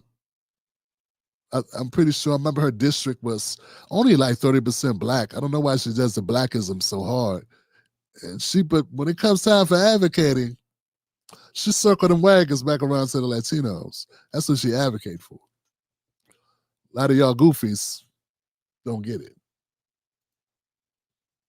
And throwing them down in what I would consider to be concentration camps or prisons. And these are people that haven't been... Whoa! Concentration camps.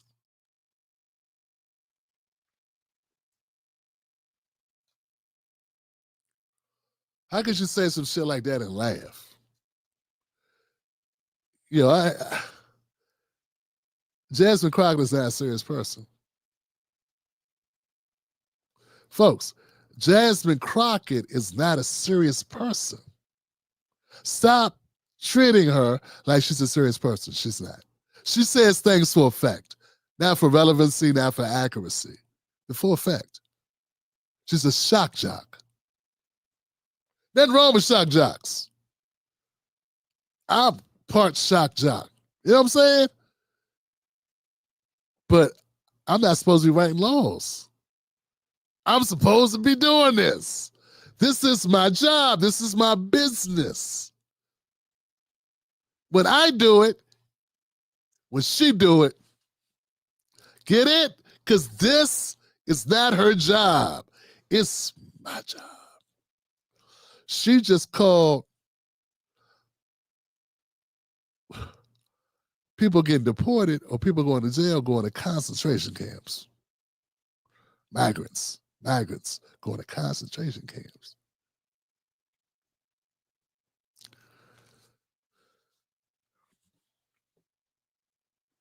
She's not a serious person, that's all. Convicted of anything, and it's wrong. Listen, we have oversight over them. If we are in a contract with El Salvador, then it is us that have to decide as to whether or not they are. We don't run El Salvador. They got their own country. They got a democratically elected president who's cut their gang violence from being the #1 gang violence country to like the bottom gang violence country. He did that by locking up gang members. That's what he did. He just came in and said, you in a gang, you in a gang, you in a gang, all y'all go to jail. And then guess what? Gang violence stopped. People are saying he violating civil rights. People say he not following due process. But they're also saying gang violence is almost non-existent now. The kids can play outside again. Now, Trump don't need to tell him what to do. Don't need to tell him what to do. If Trump needs to bring back Abrego Garcia, he should. But he don't need to be telling another president what he need to do with his country. Goofy. Violating human rights. And so we have to be. Oh, now you care about us countries violating human rights. Does that include Israel?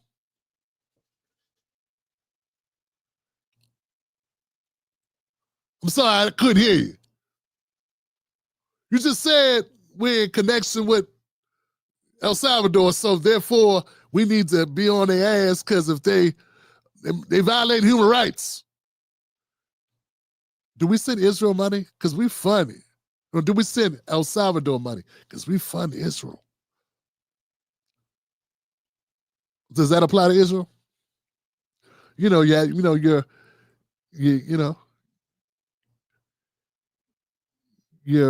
rationale for how we need to handle things with other countries, as far as how they treat their citizens or whatever.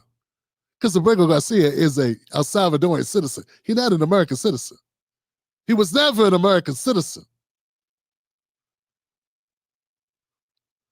It's even wild to call him a Maryland man because he wasn't an American citizen. Don't you got to be a part of the country? Don't you got to be a citizen to be a state person? Like, I don't know. But nah, I really like somebody to ask her. Ask her, does her histrionics, this whatever this was, this soliloquy, her statement, or rant, does it apply to America's relationship with Israel? And should we be demanding things of Israel?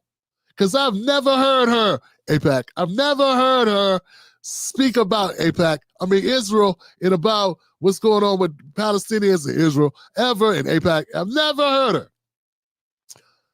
Now, I know she got a lot of that Bank Friedman money. Sam Bankman-Friedman stolen crypto money in her campaign. That's how she was able to win election to begin with. I don't know about AIPAC, but now I think I do. We'll see, Johnson.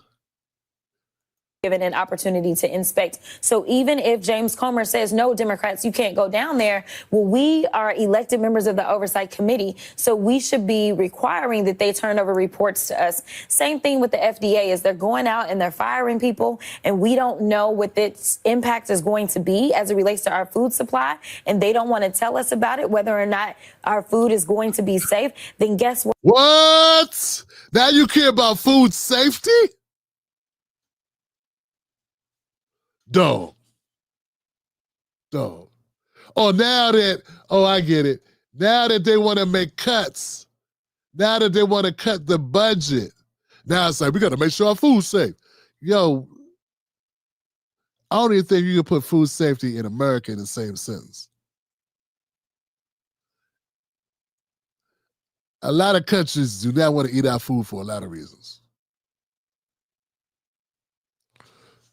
You know, man, like I said, she is not a serious person. She doesn't say anything. But we need to make sure that we require that they turn those documents over to us. And if they don't, guess what? We need to show up at their doors and we need to conduct a field hearing right there at FDA. Same thing as it relates to the planes that are falling out of the sky. Right. We need some real transparency and we need some honesty and we need to make sure that the American people are just as enraged as we all should be. Right.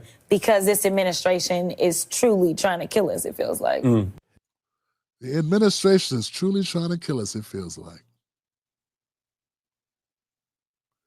Yeah. I gotta say, man, anybody that takes it, anyone taking Jasmine Crockett seriously at this point needs their head examined. That's it. Just go get a lobotomy. Do something. This should be the litmus test to decide if your lobotomy took or didn't. Because if you think that Jasmine Crockett is a serious person, and you want to fight for...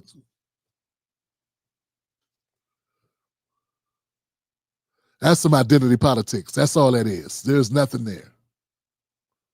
Next. Fun times, man. Fun times. Can I see some... Can we get some love, man? Can we get some likes up, please? Some likes. Also, yeah, wondering.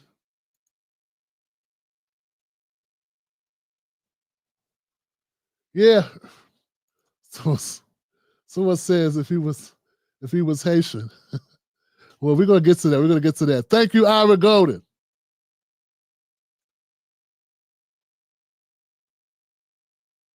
Hold on a second, Ira. Let's pause for this question, guy. We got one more.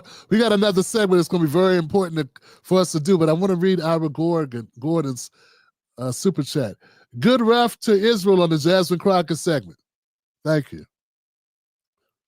Go read the comments on my Governor Greg Abbott's tweet about creating a law to make a city in Texas continue to pay money to Israel. Them Saltines was breaking their ankle off in his... Sarita, tell me, Texans,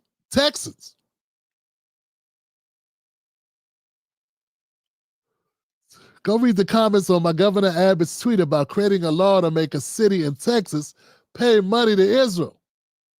Oh, they must have been pissed. Okay, I get it. So that's what Governor Abbott, Texas Governor Abbott was advocating for this in a tweet. And Texans let his ass have it, huh? As they should. As they should. I'd like to see what Jasmine Crockett's response to that would be. Yeah. I got a feeling I know she would fall in line with what's she call them? Hot Wheels. She'd fall right in line with Hot Wheels. That's right. Oh, she's just joking. All right, guys, we got one more segment after this. This is, I tell you, man. At least next on deck with Tim Black. Next on deck with Tim Black. Is that your way of saying? Okay, this segment right here is an important segment here. Let me put it over here. Here we go. So, Stephen A. Smith. My next segment's got Stephen A. Smith. He brings his own Brandon Tatum. It's going to get very interesting here. A lot to be said here. It's kind of crazy. Someone earlier today in my comments section under my video about Case and Allison and Carmelo Anthony, they were like, Tim Black, why don't you address Brandon Tatum? Well, I have. Just put a video out about him about a week ago. Like, you don't talk enough about the conservative black men that are full of shit. Like, I do. I just talked about Jason Whitlock like 2 weeks ago, too. I don't do them all the time, but I do go after Republicans. Got no problem doing that. Happy to do it, frankly. I was doing it to the point where I was going after Whitlock so much, I was getting pushback from certain people saying, stop promoting Whitlock. You helping him. But see, You don't know that there's all schools of thought, but you just think a person's a sellout if they're not doing something when you want them to do it. You didn't even look to see that I already did this shit. But here's the point. I appreciate you bringing it up. At least it's relevant to what I do. Sometimes people make comments that just be crazy. And that's good too. A comment's a comment. But the point is this. Thanks to one of my commenters who I feel was wrongly judging me, but they still got a point, man. Go get these guys if you got time. I made time tonight. Brandon Tatum. He on the chopping block. So he's going to sit down. He's sitting down with Stephen A. Smith. We're going to get at him on this one. I hope people are ready for it. Clip this out. Mr. Sir on Twitter is also somebody who's waiting for this one. Let's do it. Brandon Tatum of the Charlie Kirk industry of organization of dumping on the blacks. Let's get him. Is that your way of saying that you felt the left did that to us, that they just disregarded black folks? Stephen A., they've been giving us the middle finger since I can remember. All the way back from the Ku Klux Klan. They have never supported black people whatsoever. They hoodwinked us into getting us on food stamps and getting us with government assistance, having us to abandon our own success. We had our own bus line. We had our own schools. We had all this stuff. They tricked us into believing that the white man was the cure to our own issues. Okay. They tricked us. And then now look at us, Stephen A. They don't have to bid for our vote. They got our vote hook, line, and sinker. Well, so they're never going to do nothing for us. That part I get. But when you say they did nothing, I'm thinking about civil rights legislation. I'm thinking about infrastructure. I'm thinking about Jim Crow laws, the eradication of it. I'm thinking about the access to capital that was given that black folks had dated from the 60s and beyond that we didn't have before that. Are you saying that's the Republicans? That's Republican, unanimous Republican votes for the civil rights. The Democrats filibustered the Civil Rights Act, the longest filibuster in history until Booker just did what he did. Mm-hmm. But the Democrats were not in support of that. That was the Republican Party that was in support of that. And then let's go down the list. If hold on a second, I like what he's saying right here. This is all spot on for the most part. Okay. He started off a little rocky with me because he was like, as far as I can remember back, and then he started bringing up some actual dates. So I appreciate him doing that. So I got no problems with this. For the record, I got no problems with what he's saying right now. When you criticize somebody, you got to be able to parse out what is garbage and what is good. So I like this so far. Keep going. You all know I'm a Democratic Party hater. Not because I hate parties. I like a good party if I can find one. I'm a Democratic Party hater because of things like he's outlining here. We won't talk enough about the self-sufficiency angle. That's a good angle to take, but it's the only angle conservatives like taking. Let's keep going. These things were benefiting black people. Why are we still complaining today? We've been voting for Democrats for, 40, 50 years now, lockstep, and we still complaining. Yeah, that's two complaints. He said we're complaining. He keeps saying black people be complaining. We're still complaining. Yeah, I want people to recognize he's saying that for a reason. Yeah, he just said a bunch of things that were true about what Democrats haven't done. I'm one of those people that'll tell you that 5% what? We've moved 4% in home ownership in 50 years under the Democrats. Home ownership is the way that we build wealth in this country. Most of the people that make it into the middle class and beyond make it through home ownership, owning a piece of land, being able to put your kids through college, being able to retire, taking equity out and doing that, and then having equity in it when you leave it for your kids. This is part of how we build wealth in America. You take that away from a people, then it's hard, very hard to build wealth here. Everybody don't have a wicked free throw. Can hit a baseball. Okay, so yeah, it's an important issue. But when you only go from 41% to 41.4% to 44% in 50 years, that's Black America. Meanwhile, Latino Americans have passed us in home ownership, and white Americans are still around 70%. we're not even going to throw in Asian Americans. We already know, right? They're going to be above white Americans. So, and we're still sitting rock bottom in home ownership. That's the problem. So I wish he would have thrown in some statistics, but this is my forte. This is what I do, man. He got other stuff to do. But now he's talking about black people be complaining. Oh, black people be complaining. What we be complaining about? We still don't have the rights that we want. We still don't have equality in America. Racism is still plaguing our community, according to black people. He said, according to black people.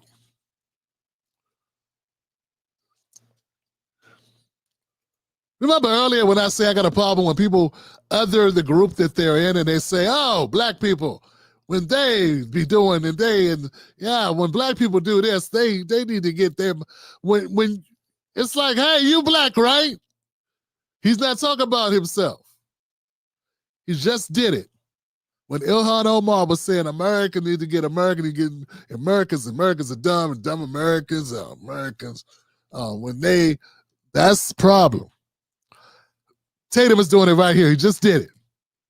He just othered black people and said they be complaining. Black Americans, that's according to them, according to black Americans. You know what he said? I don't want to take him out of context. Is that what he said? We've been voting for Democrats for, 40, 50 years now. He said we here. He said we be voting for Democrats 40, 50 years. Okay. Lockstep. And we still complaining. Okay, my bad.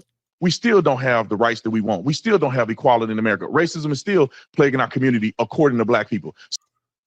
See, maybe it's just clumsy, according to black people.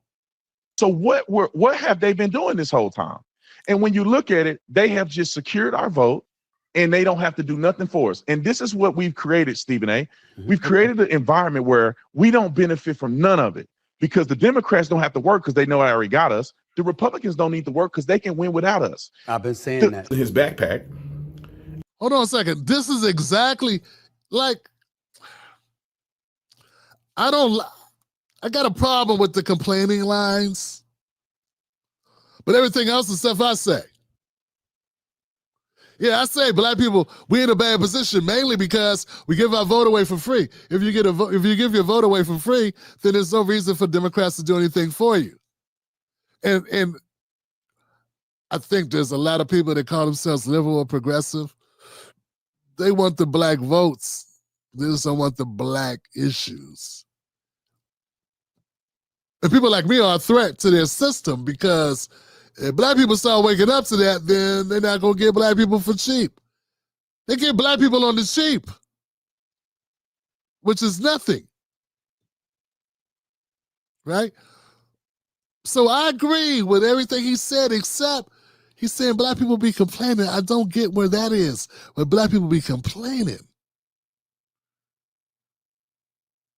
Maybe what he's saying is black people need to get away from the Democratic Party and do something about this situation. Okay, if I want to thread the needle, if I want to give him more grace, like give him grace, Tim. Be nice, give grace. Be unbiased, give grace. Okay, we're gonna give grace. Carmelo Anthony story, bam. Let's say I'm on the fence. Maybe I want to take, he's saying black people be complaining. Somehow that's positive. I can't see how that's positive, but okay. Maybe he meant it in a good way. Maybe he'd say, white people be complaining. I don't listen to him. People that listen to him would know better than me. I'm sure that Officer Tatum be real critical of the whites. Right? I'm sure he is very often known for saying white people be complaining and pissed off about stuff all the time, be playing victim. I'm sure he says that all the time, right? He don't just save that language for black Americans, do he? Because that would be anti-black, and he wouldn't be anti-black. Him being an officer that time before, before. You know, dog, being an officer is not like being a soldier in Afghanistan. Majority of officers never pull their gun out. And it's not the most dangerous job in the world. Hell, I used to ride public transportation all the time. That made me actually being around strangers on the subway every day for 15 years or so made me more of a hero than him. Or at least I was in more proximity of being hurt than him.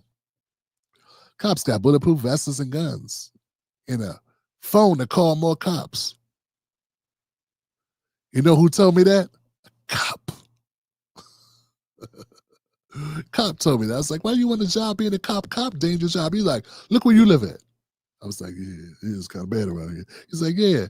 And he said, and I got a vest, a cop car, a gun, and I could call more cops. You the one need to move. It's like, damn, shut me down.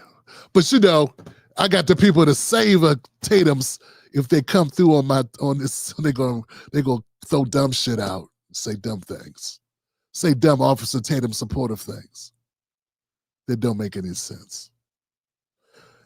But anyway, back to Carmelo Anthony. Carmelo Anthony, the story is a tragic story. I covered it, the update on the story. The things that Officer Tatum said about Carmelo Anthony and about the case were bullshit. And I'm going to clean that up for us right now. Let's go to Officer Tatum being biased as hell and throwing that black young man under the bus as far as he can throw him. Now, this ain't all of his comments, but these are the ones I want to address. And says, touch me and see what happens. And according to this witness, they didn't think that Carmelo had a weapon in his bag. And so one of the kids, I think it was Metcalf, touched him. And he said, now. One of the kids who thought it was Metcalf, yeah, it was Metcalf. Everybody said it was Metcalf. Austin. Austin put his hands on Carmelo Anthony several times. You guess it was him. Punch me and see what happens. Now, I don't know if people are hurling threats at him or. You don't think so? Or you thought he asked, or how you think he asked him? Oh, excuse me, young man. Hi, my name's Austin. Could you do us a favor and leave our humble abode? Leave our tent, please. Please. Is that what you're trying to say? I mean, are we that dumb? That's really a talking point you're going to use? I thought you said you're going to be unbiased, you want to be real, you want to advocate for people, blah, blah, blah, blah, blah. Then you're going to say, I don't know how they said it to him. Tell them to get your ass out of here, man. What you doing over here, yo? This ain't your tent. Get your ass out of here. You ain't one of us. Get out of here. You don't think it was something similar to that? It may have been worse than that. But you don't think I'm kind of in the ballpark? I think I'm further in the ballpark than you, Officer Tatum. Let's keep going, guys. What is happening? But he said, punch me and see what happens. According to the witness, he was being threatened. And somebody was in his personal space. Wait till the videotape come out. Obviously.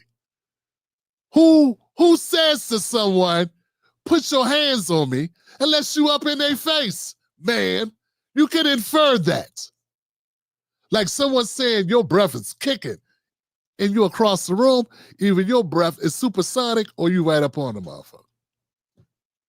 See, Officer Tatum is not somebody who wants to be honest and real. And fortunately for him, he has an audience who also doesn't care. If someone says, touch me, see what happens, you must be very close to them. If you across the room, who the hell would need to say it? That's just dumb. He just bends himself into pretzels to try to feed his BS. Feed this BS. Come on, guys. Metcalf pushes him out of the tent, grabs his bag or pushes him out of the tent. He turns and stabs him in the heart. By the law, it will be almost impossible for him to use self-defense. Why would it be impossible for him to use self-defense if you lay hands on him? Why is it impossible? Go ahead and tell us. How is it impossible to use self-defense if somebody is the aggressor upon your body? Because when you're in a tent that you don't belong in. No, it's not a house, fool. No one broke in the door. You're in a tent. It's not a tent. It's an umbrella. Canopy. It's people can walk in and out. It's no door. It's goofy. Man, what is wrong with people? Man, let me, Officer Tatum. Come on, man. Hey. It's outside, it's raining, and there's a tent up. It's a tent up. It doesn't have doors. It doesn't have walls. Somebody's walking by, they damn shit. They're on their phone, and it's raining. And kids see him, and they, hey, what are you doing under our tent? Obviously, motherfucker. See this? It's called rain. You're saying that you're applying rules like this is his house. Another thing, Austin Metcalf don't own that tent. He didn't buy that tent. That's provided by the Texas, whatever the school district was, or the track team was. The school that bought that track team tent. That's their tent. Austin may play as a linebacker on the team. He didn't buy the damn tent. It's not his personal tent. You talking like this is personal house. See, I got a problem with people not being real. Listen to this BS again. It will be almost impossible for him to use self-defense. Because when you're in a tent that you don't belong in, that's all you're already charged. You are making up shit. When you're in a tent that you don't belong in, you are already making up stuff. Up the wrong territory. And then you brought a knife. That's it. You already are messing up the wrong territory. He got 1 million views off this shit. 1 million views off making up shit. He had any facts at all? You already in a tent. You came in somebody's tent. I mean, that mean what, man? Knife to a track meet. That's already. Oh, he said he bought a knife to a track meet. Yeah, you can have knives on your person. Territory. And then you brought a knife to a track meet. You can bring a knife with you anywhere you go. Unless it's, as long as it's under 5.5 inches. I mean, there's probably some places you can't bring it, like a church or a school or a bathroom, where Clayson Allison bought one and killed somebody, stabbed him 5 times, and then didn't get convicted of murder.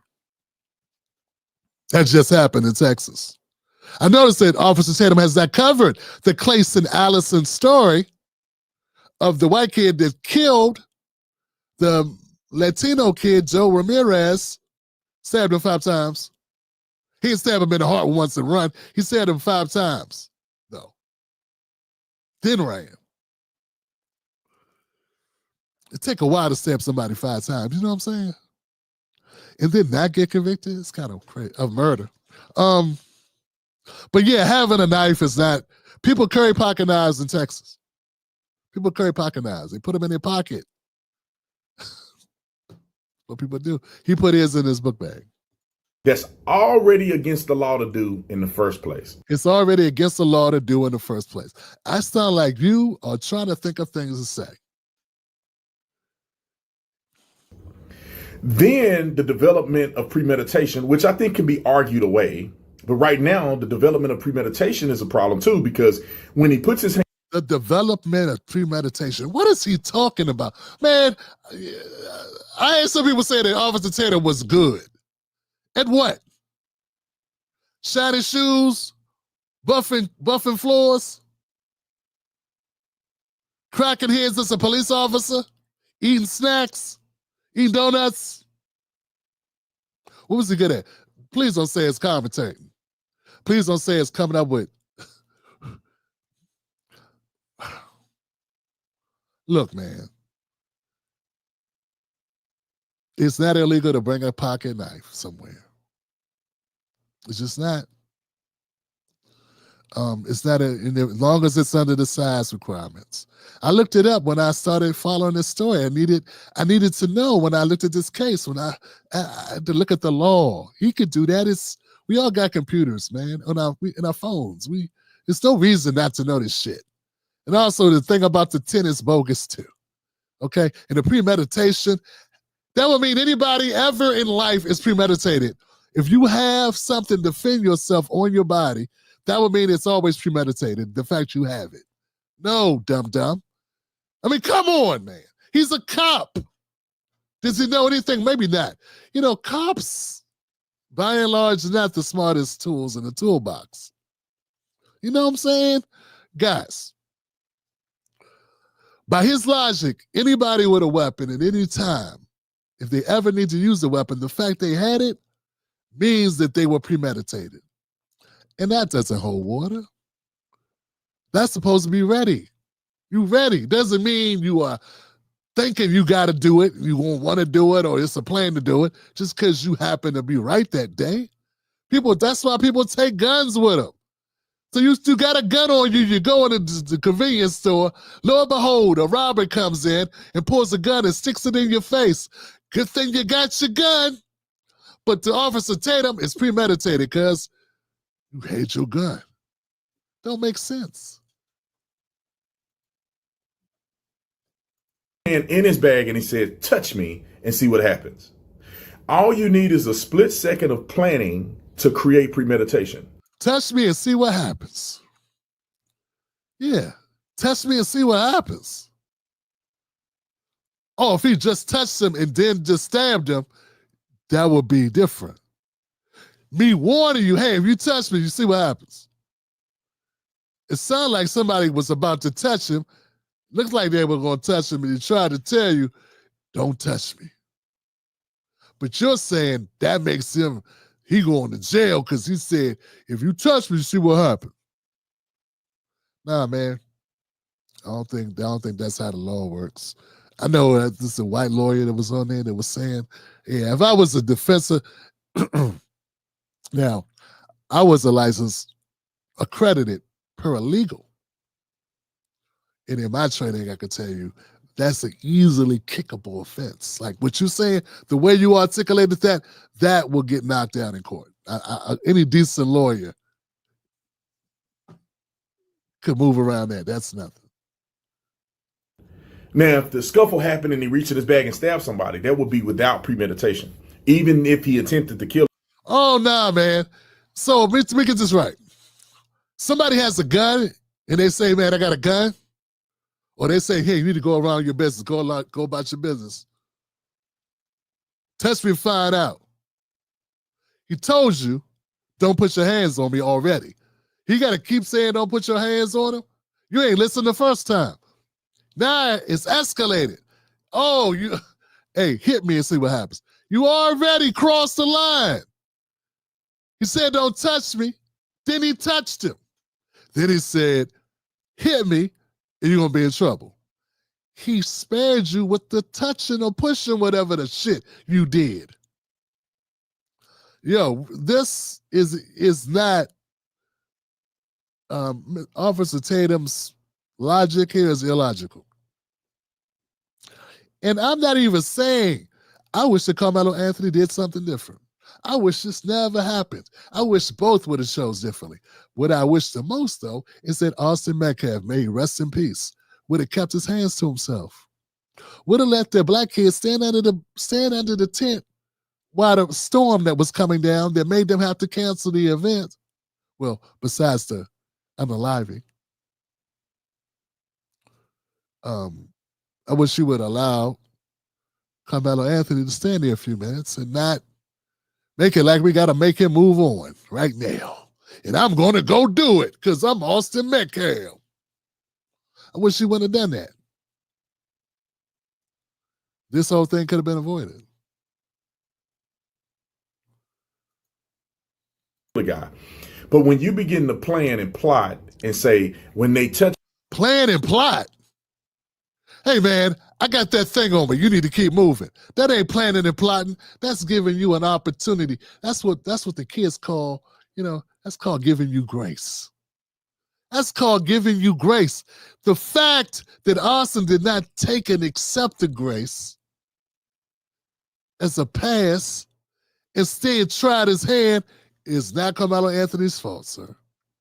Nah, man, if somebody got that thing on them, if somebody has something on them, and they say, hey, you need to go into your car and cut this out, man. Real talk.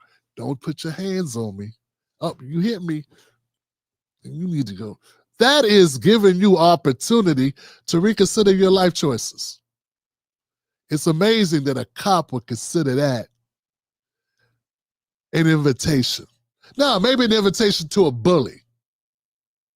Maybe that's what Austin Metcalf was. Maybe it was a big bully, a 220-pound bully on the 170, 60-pound track star.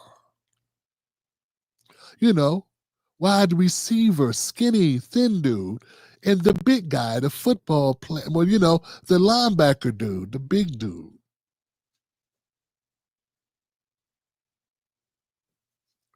Maybe he was a bully. Maybe that's why he went over there to begin with. Maybe that's why no one else did. Maybe the bully did it. I don't know. Since you're assuming shit, why aren't you assuming it that way at all? Me, although I'm encouraging him to touch me, you could say that I'm. Why you keep saying he was encouraging him to touch him? Who encourages people to touch him? This is not an OnlyFans model. This is a 17-year-old boy in the rain, trying to stay out of the rain in a tent. He didn't stop by to get touched. He wasn't flirting, looking for a ride or trying to give a lap dance out. Should be encouraging. This is the type of stuff. And I wonder, man, are there any black people that watch Officer Tatum who buy stuff? I understand we got some conservative white folks. God bless them. They don't know shit. Or they just bigoted. Really?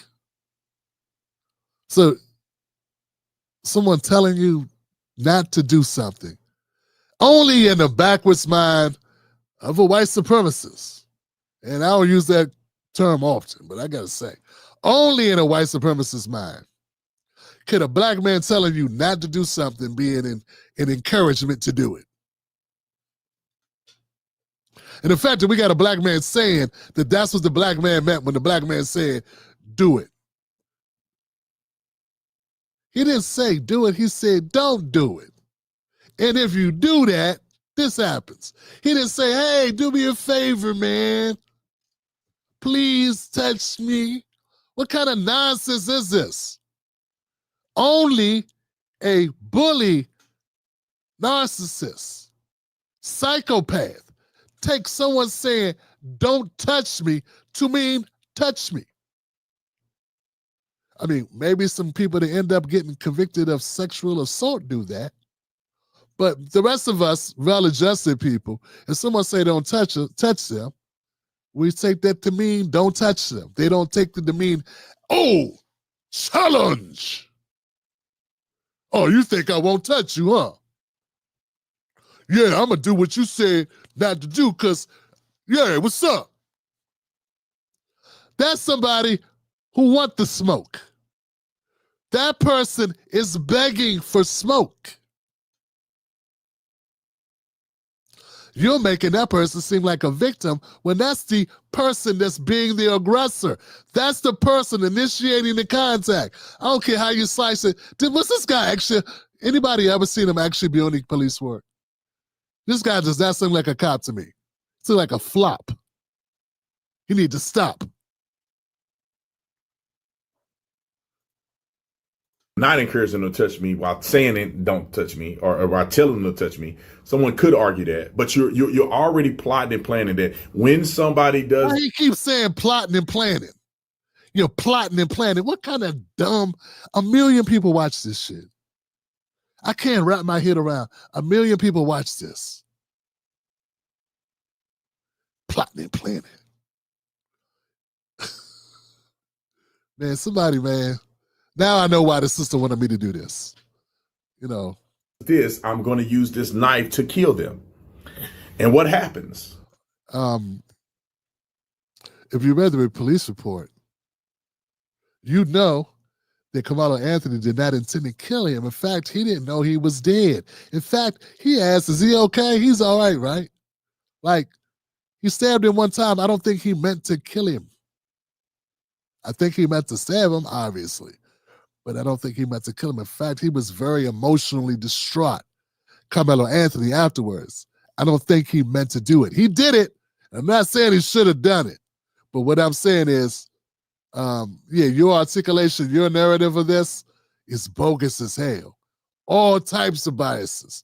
And you say, oh, Tim's biased. Well, this guy's not. Listen to this shit. He plotted and planned. He meant to kill him. Nah, he didn't. I don't think the kid touched him. He did nothing. But then the kid pushed him and then he stabbed him in the chest. Now, the kid touched him. He did nothing. Yeah, he told him stop.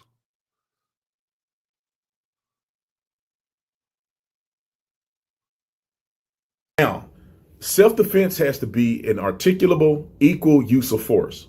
So if a person is saying, I feel like my life is in danger of serious bodily injury or death, you can use deadly force. But if someone is pushing you after asking you to leave a place and you use deadly force against them, that's not co-equal force. Well, you know what? That could be true. Maybe it wasn't co-equal force. But if someone's afraid, if someone's intimidated, if someone's uncomfortable and they're afraid and they're intimidated by a person that's aggressive, they may react different ways. It damn sure ain't murder. We're going to find out what the court says, but it damn sure ain't murder.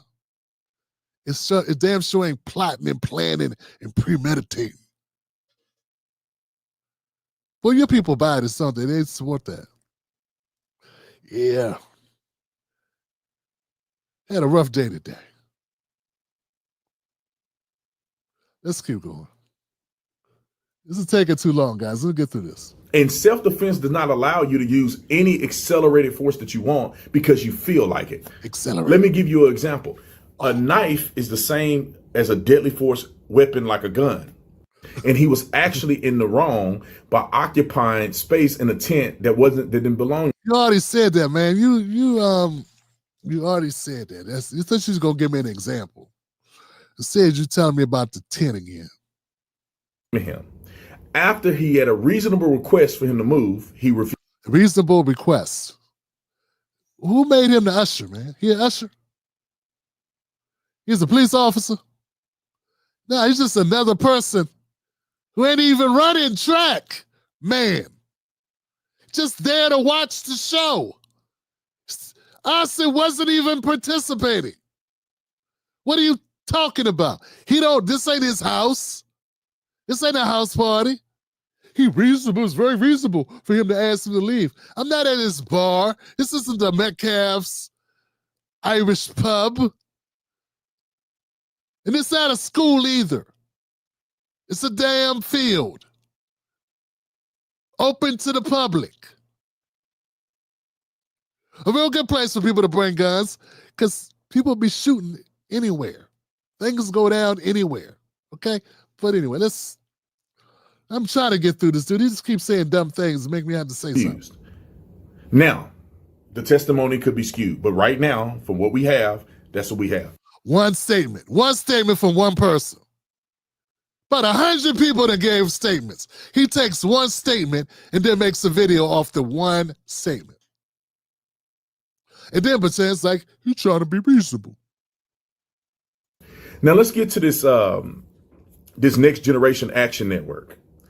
I listened to the entire thing on double speed. So I had to grab his weapon from him and he fired a shot, killing the first guy. Oh, now he wants to, now he's going to talk about Rittenhouse and stuff. He's going to compare Carmelo Anthony to other instances. He then run on Kyle Rittenhouse, pulled the gun on him. He pulled a gun. He shot that guy in the bicep. Now, how enough are you claiming that Carmelo Anthony's case is even remotely similar to Zimmerman, who's a Mexican, and then to Kyle Rittenhouse, who was attacked.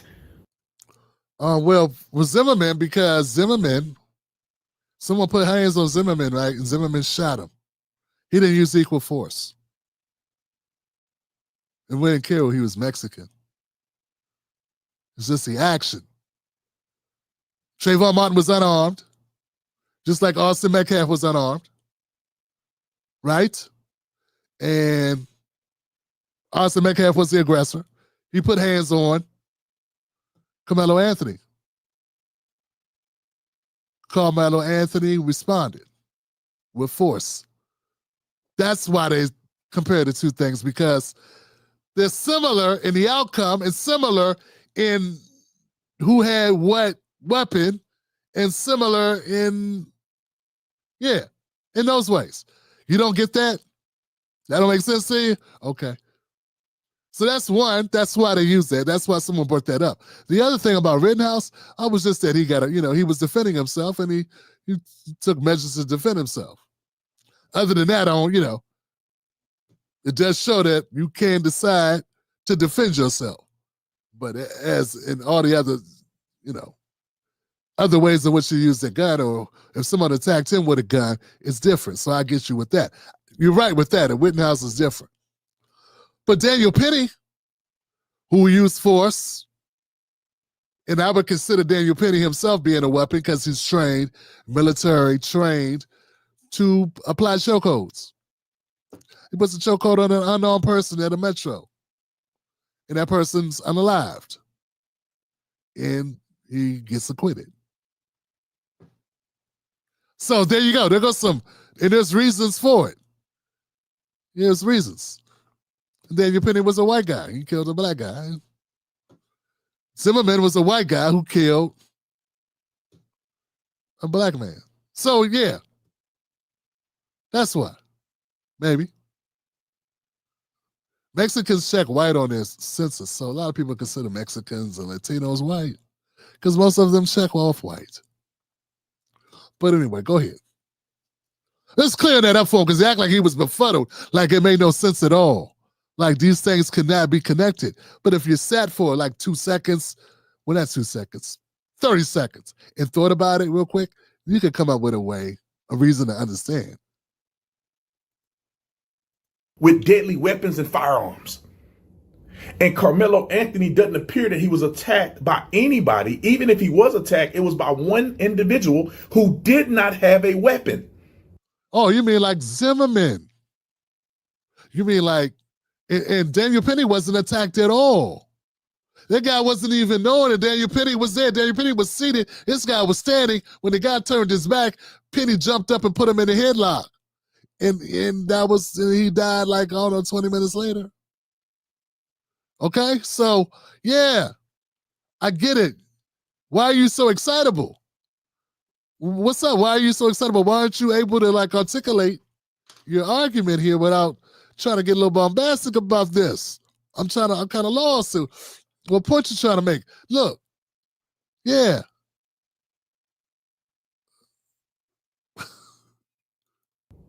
And why are you bugging his eyes?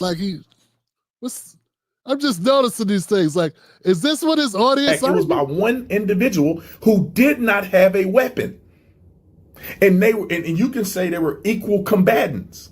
They were equal combatants? No, they weren't equal combatants. Nah, Austin was a big kid, big guy, 6'2", 220-something pounds. Y'all see Carmelo? He's kind of tall, but he's lanky, he's skinny. He runs track. He's built for endurance and long distance running and sprinting. Austin was a beast. You know what I'm saying? Like different, like running back type, like linebacker, running back build. You know what I'm saying? Different, totally different. We're talking 30, 40 pound difference. There's a difference. Just because they're the same age don't mean they're in the same weight class. They would never wrestle one another. If there was a wrestling team, they'd be on, if they go by weight, they would not see each other. You know this. Why are you acting dumb? Why are you acting like you don't know what the hell is going on? Why are you making up stuff? Oh, that's right. I know why. Because, Austin was white, so you got to do that. Got to do your thing. That means that Carmelo Anthony and Metcalf were reasonably the same size and the same grade at the same track meet. At the same time, well, they were at the same place, yeah. Yeah. That don't mean anything. A lot of people were there. Doesn't mean, at the end of the day, if Austin would have kept his damn hands in his pockets, he's alive today. If he just listened to the guy that said, hey man, don't touch me. This is a non-story. The story becomes who won the track meet, who did better at the track meet. Not the horrible story that we've been talking about for a month now. All your guy had to do was not choose violence, was not assault Carmelo Anthony. There is a term, there are words to describe what Austin Metcalf did. They're called assault. When you are touching people who are not your spouse or, when you're touching someone without their approval, that's called assault, sir. You, as a former officer, should understand that. But I've not heard you one time classify what Austin did as assault, because it was assault.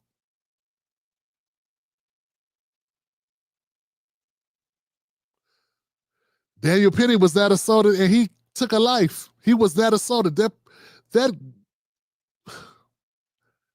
Jordan Neely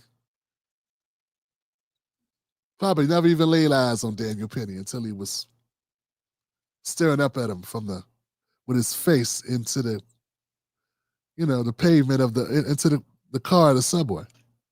He didn't touch him. He didn't speak directly to Penny. You guys are foolish. You guys are horrible, man. Just horrible. So there's not a disproportionality that we know of mutual combatants. And it's not a disproportionality. You need to cover the case analysis story, because that's mutual combatants. These guys met in the bathroom to fight. It was scheduled. It's going to be 3-on-3. 3 people fighting 3 other people. They planned it. It was on a calendar. We're going to fight this day. Everybody show up. And Clay Allison, the white kid, brings a knife to the school in the bathroom and stabs a guy 5 times when there's time for them to fight. And he walked away free. That's in Texas. So I'm looking at your story right now. I'm looking at this case. I'm going, I think Carmelo's going to be okay. Unless it be a bunch of morons on the jury that think like you, Officer Tatum. Bugging eyes and acting silly. Of everybody jumping on this one kid, and he's getting pummeled, and he decides to do one thing. It looks like he had his hand in his bag, and they begin to move him out of the way, and he went like that. Boom. They begin to move him out of the way by doing what? Assaulting him. You child. You too damn old to act like a child. Move him out the way. You see, this is all neutered talking to serve a base of people. This is garbage. Okay, that's what this is. Move him out the way. They're trying to move him out the way of what? With what? Their breath? Hands, asshole. Thanking people who don't already want to draw to the conclusion that they want to draw, which is, your base. They want to see that black boy pay. If they think independently, like, come on, man. You laid hands on the guy. He reacted in a way you didn't think he was going to react. And that's why you don't put hands on people, because you don't know how they're going to react. That's why you keep your hands in your goddamn self. And you know what? I got a feeling. If it would have been reversed and Carmelo Anthony would have laid hands on Austin Metcalf, and Carmelo Anthony was 40 pounds heavier than Austin, I think you would be saying a different thing. Yeah, I think you'd all of a sudden come to a different conclusion about what took place between the two. I think you would very easily say, oh, I'm sure Austin Metcalf was afraid. He got this bigger kid putting hands on him. He told him to stop. He told him to leave him alone. Then he said, don't hit me. And he did anyway. Then he lashes out at him and then he runs away, afraid. Yeah, that's how your dialogue would go. You have a different storyline because, well, it would have been the black kid being the aggressor. But since it's the black kid who ended up using a weapon against the white kid, now your story is just, it's just like harder. It's harder for a thinking person to wrap their head around how you can tell a story with a straight face like you are doing something reasonable. Man, there's people that watch this show, this video. There's going to be people that watch this video who are fans of Officer Tatum. If you trust Officer Tatum, and if you think that Officer Tatum is an unbiased, upstanding black man that stands up for black people, keep watching him. I do not want your type of people around. I'm just being honest. If you think that Officer Tatum is standing on righteousness in this video that he did here, if you think that Officer Tatum is on point, is logical, reasonable, unbiased, and is not a talking head for conservative nonsense, and is not playing into negative stereotypes about black people to the benefit and to appease white people and to be able to, work with the Charlie Kirks, do what he's doing, whatever he's doing. If you think that, man, nothing I can tell you. I mean, you're delusional. Very few things, as he said in this video, that I can support at all. All right, guys, that's it. I'm going to leave it there. Lord knows I went long enough here on this. So let's go to comment section, see what others think. But I would like to say that Officer Tatum, man, we can always have a conversation. I'd be really happy to sit down with you on a Zoom. We could discuss this. We could chop this up, officer. Because I got rebuttals for all of your narratives. And all those things you just couldn't figure out. You didn't know why people were comparing it to Zimmerman. I can clear that up for you in like 5 minutes. Have a good conversation. You can live stream it on your channel. I can live stream it on mine. All right. Comment section. Who we got in the house, man? Thank you, Black Mamba, for doing what you're doing and being who you be. Thank you, Black Mamba. I appreciate you. Kirk Alton. Kirk said, hey, alluding to blacks and civil rights is a cheat code. The imps used to push agendas for other groups instead of actually fighting for their issues. Absolutely. So funny watching their brain glitch when called out on it. Yeah. It was a beautiful thing. Sure, Michael did. Black Mamba in the building. Thank you, Black Mamba. Lou Maldonado. Thank you, Lou. Trust No Party. Thank you, Trust. Kirk says, Anna Navarro tried to use the black Americans or immigrants. Cheat code and glitched. Dog, I tried to decipher what she meant. I don't know why even bring us in the conversation? Why not just talk about what's on the table? What's on the table is, immigration and migrants. Why even bring in the African slaves and black Americans? Why do it? Pop, what's up, fam? Good to see you as always, my brother. Malcolm Thompson, Anna Navarro's Nicaraguan. Okay, I thought she was Cuban. Thanks, brother. See, but she think that's all her people, though. As you heard her say it. Abby is Afro-Trinidadian. That's why Abby never reacts when these people butcher black American narratives in history. Man, that's why I tell you, man. Malcolm, thank you, brother. I did not know that, obviously. I appreciate you. I always get to see it. I can't tell a Nicaraguan from a Cuban from a Honduran. I don't know, man. There's some disrespect to them.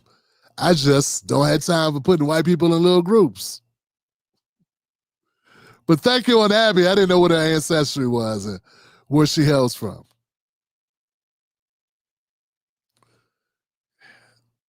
Jesse, thank you for supporting the channel, Jesse. Ira, good reference to Israel and Jasmine Crockett segment. Go read the comments on my Governor Abbott's tweet. I will, fam. About creating a law to make a city in Texas continue to pay money to Israel. Why would a city have to? Dog, you lost me so bad on this, Ira. Continue to pay money to Israel. Them saltines was breaking their ankles off in his ass. That's crazy. Well, if I was a Texan, I'd be breaking my foot off in his ass. Look, guys, I'm sorry, Black Mamba, for taking so long. It appears that the show has gone on too long sometimes.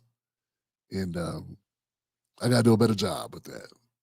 I got nothing but love for you. But no, Black Mamba and Buck, you can always, hey, Tim, I got to, let's go. Go. And nobody, y'all, people helping moderate the show are doing so for free, folks. So they need to leave. They need to leave. Shit, if they show up, they show up. I appreciate y'all. I want to thank everybody that tuned into the show for being here tonight. Share it with a friend. Tell a friend about the Tim Black Show. We want to get this video to we need to get this video. When I clip it up, we need to get the video to Officer Tatum. Maybe then we can have him come on and defend his arguments. You're right. Right? All right, guys, I got nothing but love for you. Remember, don't let anybody take your cornbread. That's your cornbread, fam. Don't break bread with them if they ain't breaking bread with you. Nothing but love for you. Remember, like I always say, oh shit, I don't have my intro, my outro. Well, you know what I'll do? I'll jump out here to this because I haven't done it in a while, guys. My bad. We need to run my commercial.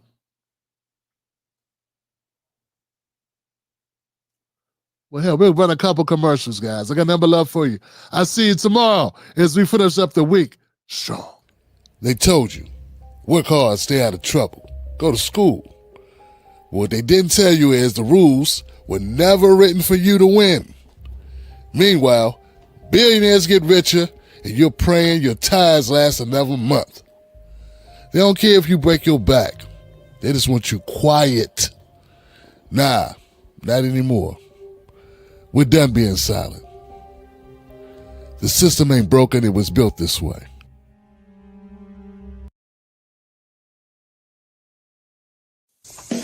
Now, there you go.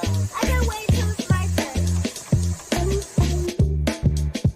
If you are not a member of the Tim Black Show, become a member. Yeah, go ahead and become a member, man. You right here at the door of becoming a member of the Tim Black Show. Go ahead and do it. Go to patreon.com, Tim's Take Live. Become a member. Buy me 1 cup of coffee a month. And we good. We good. I'll shut up after that. Okay? I'll shut up and roast these Democrats after that. We'll get to the truth of this. You know the deal. Independent black media stays unapologetic, raw, and real. Now you can wear the movement. From the Tim Black Wolf Pack to the Cornbread Collection. We got gear for the real ones. For men, women, even the little ones. No weak threads, no weak messages. Rep the truth. Rep the movement. Hit up TimBlackPauls.com and grab yours today. Because cornbread ain't free. Wolfpack.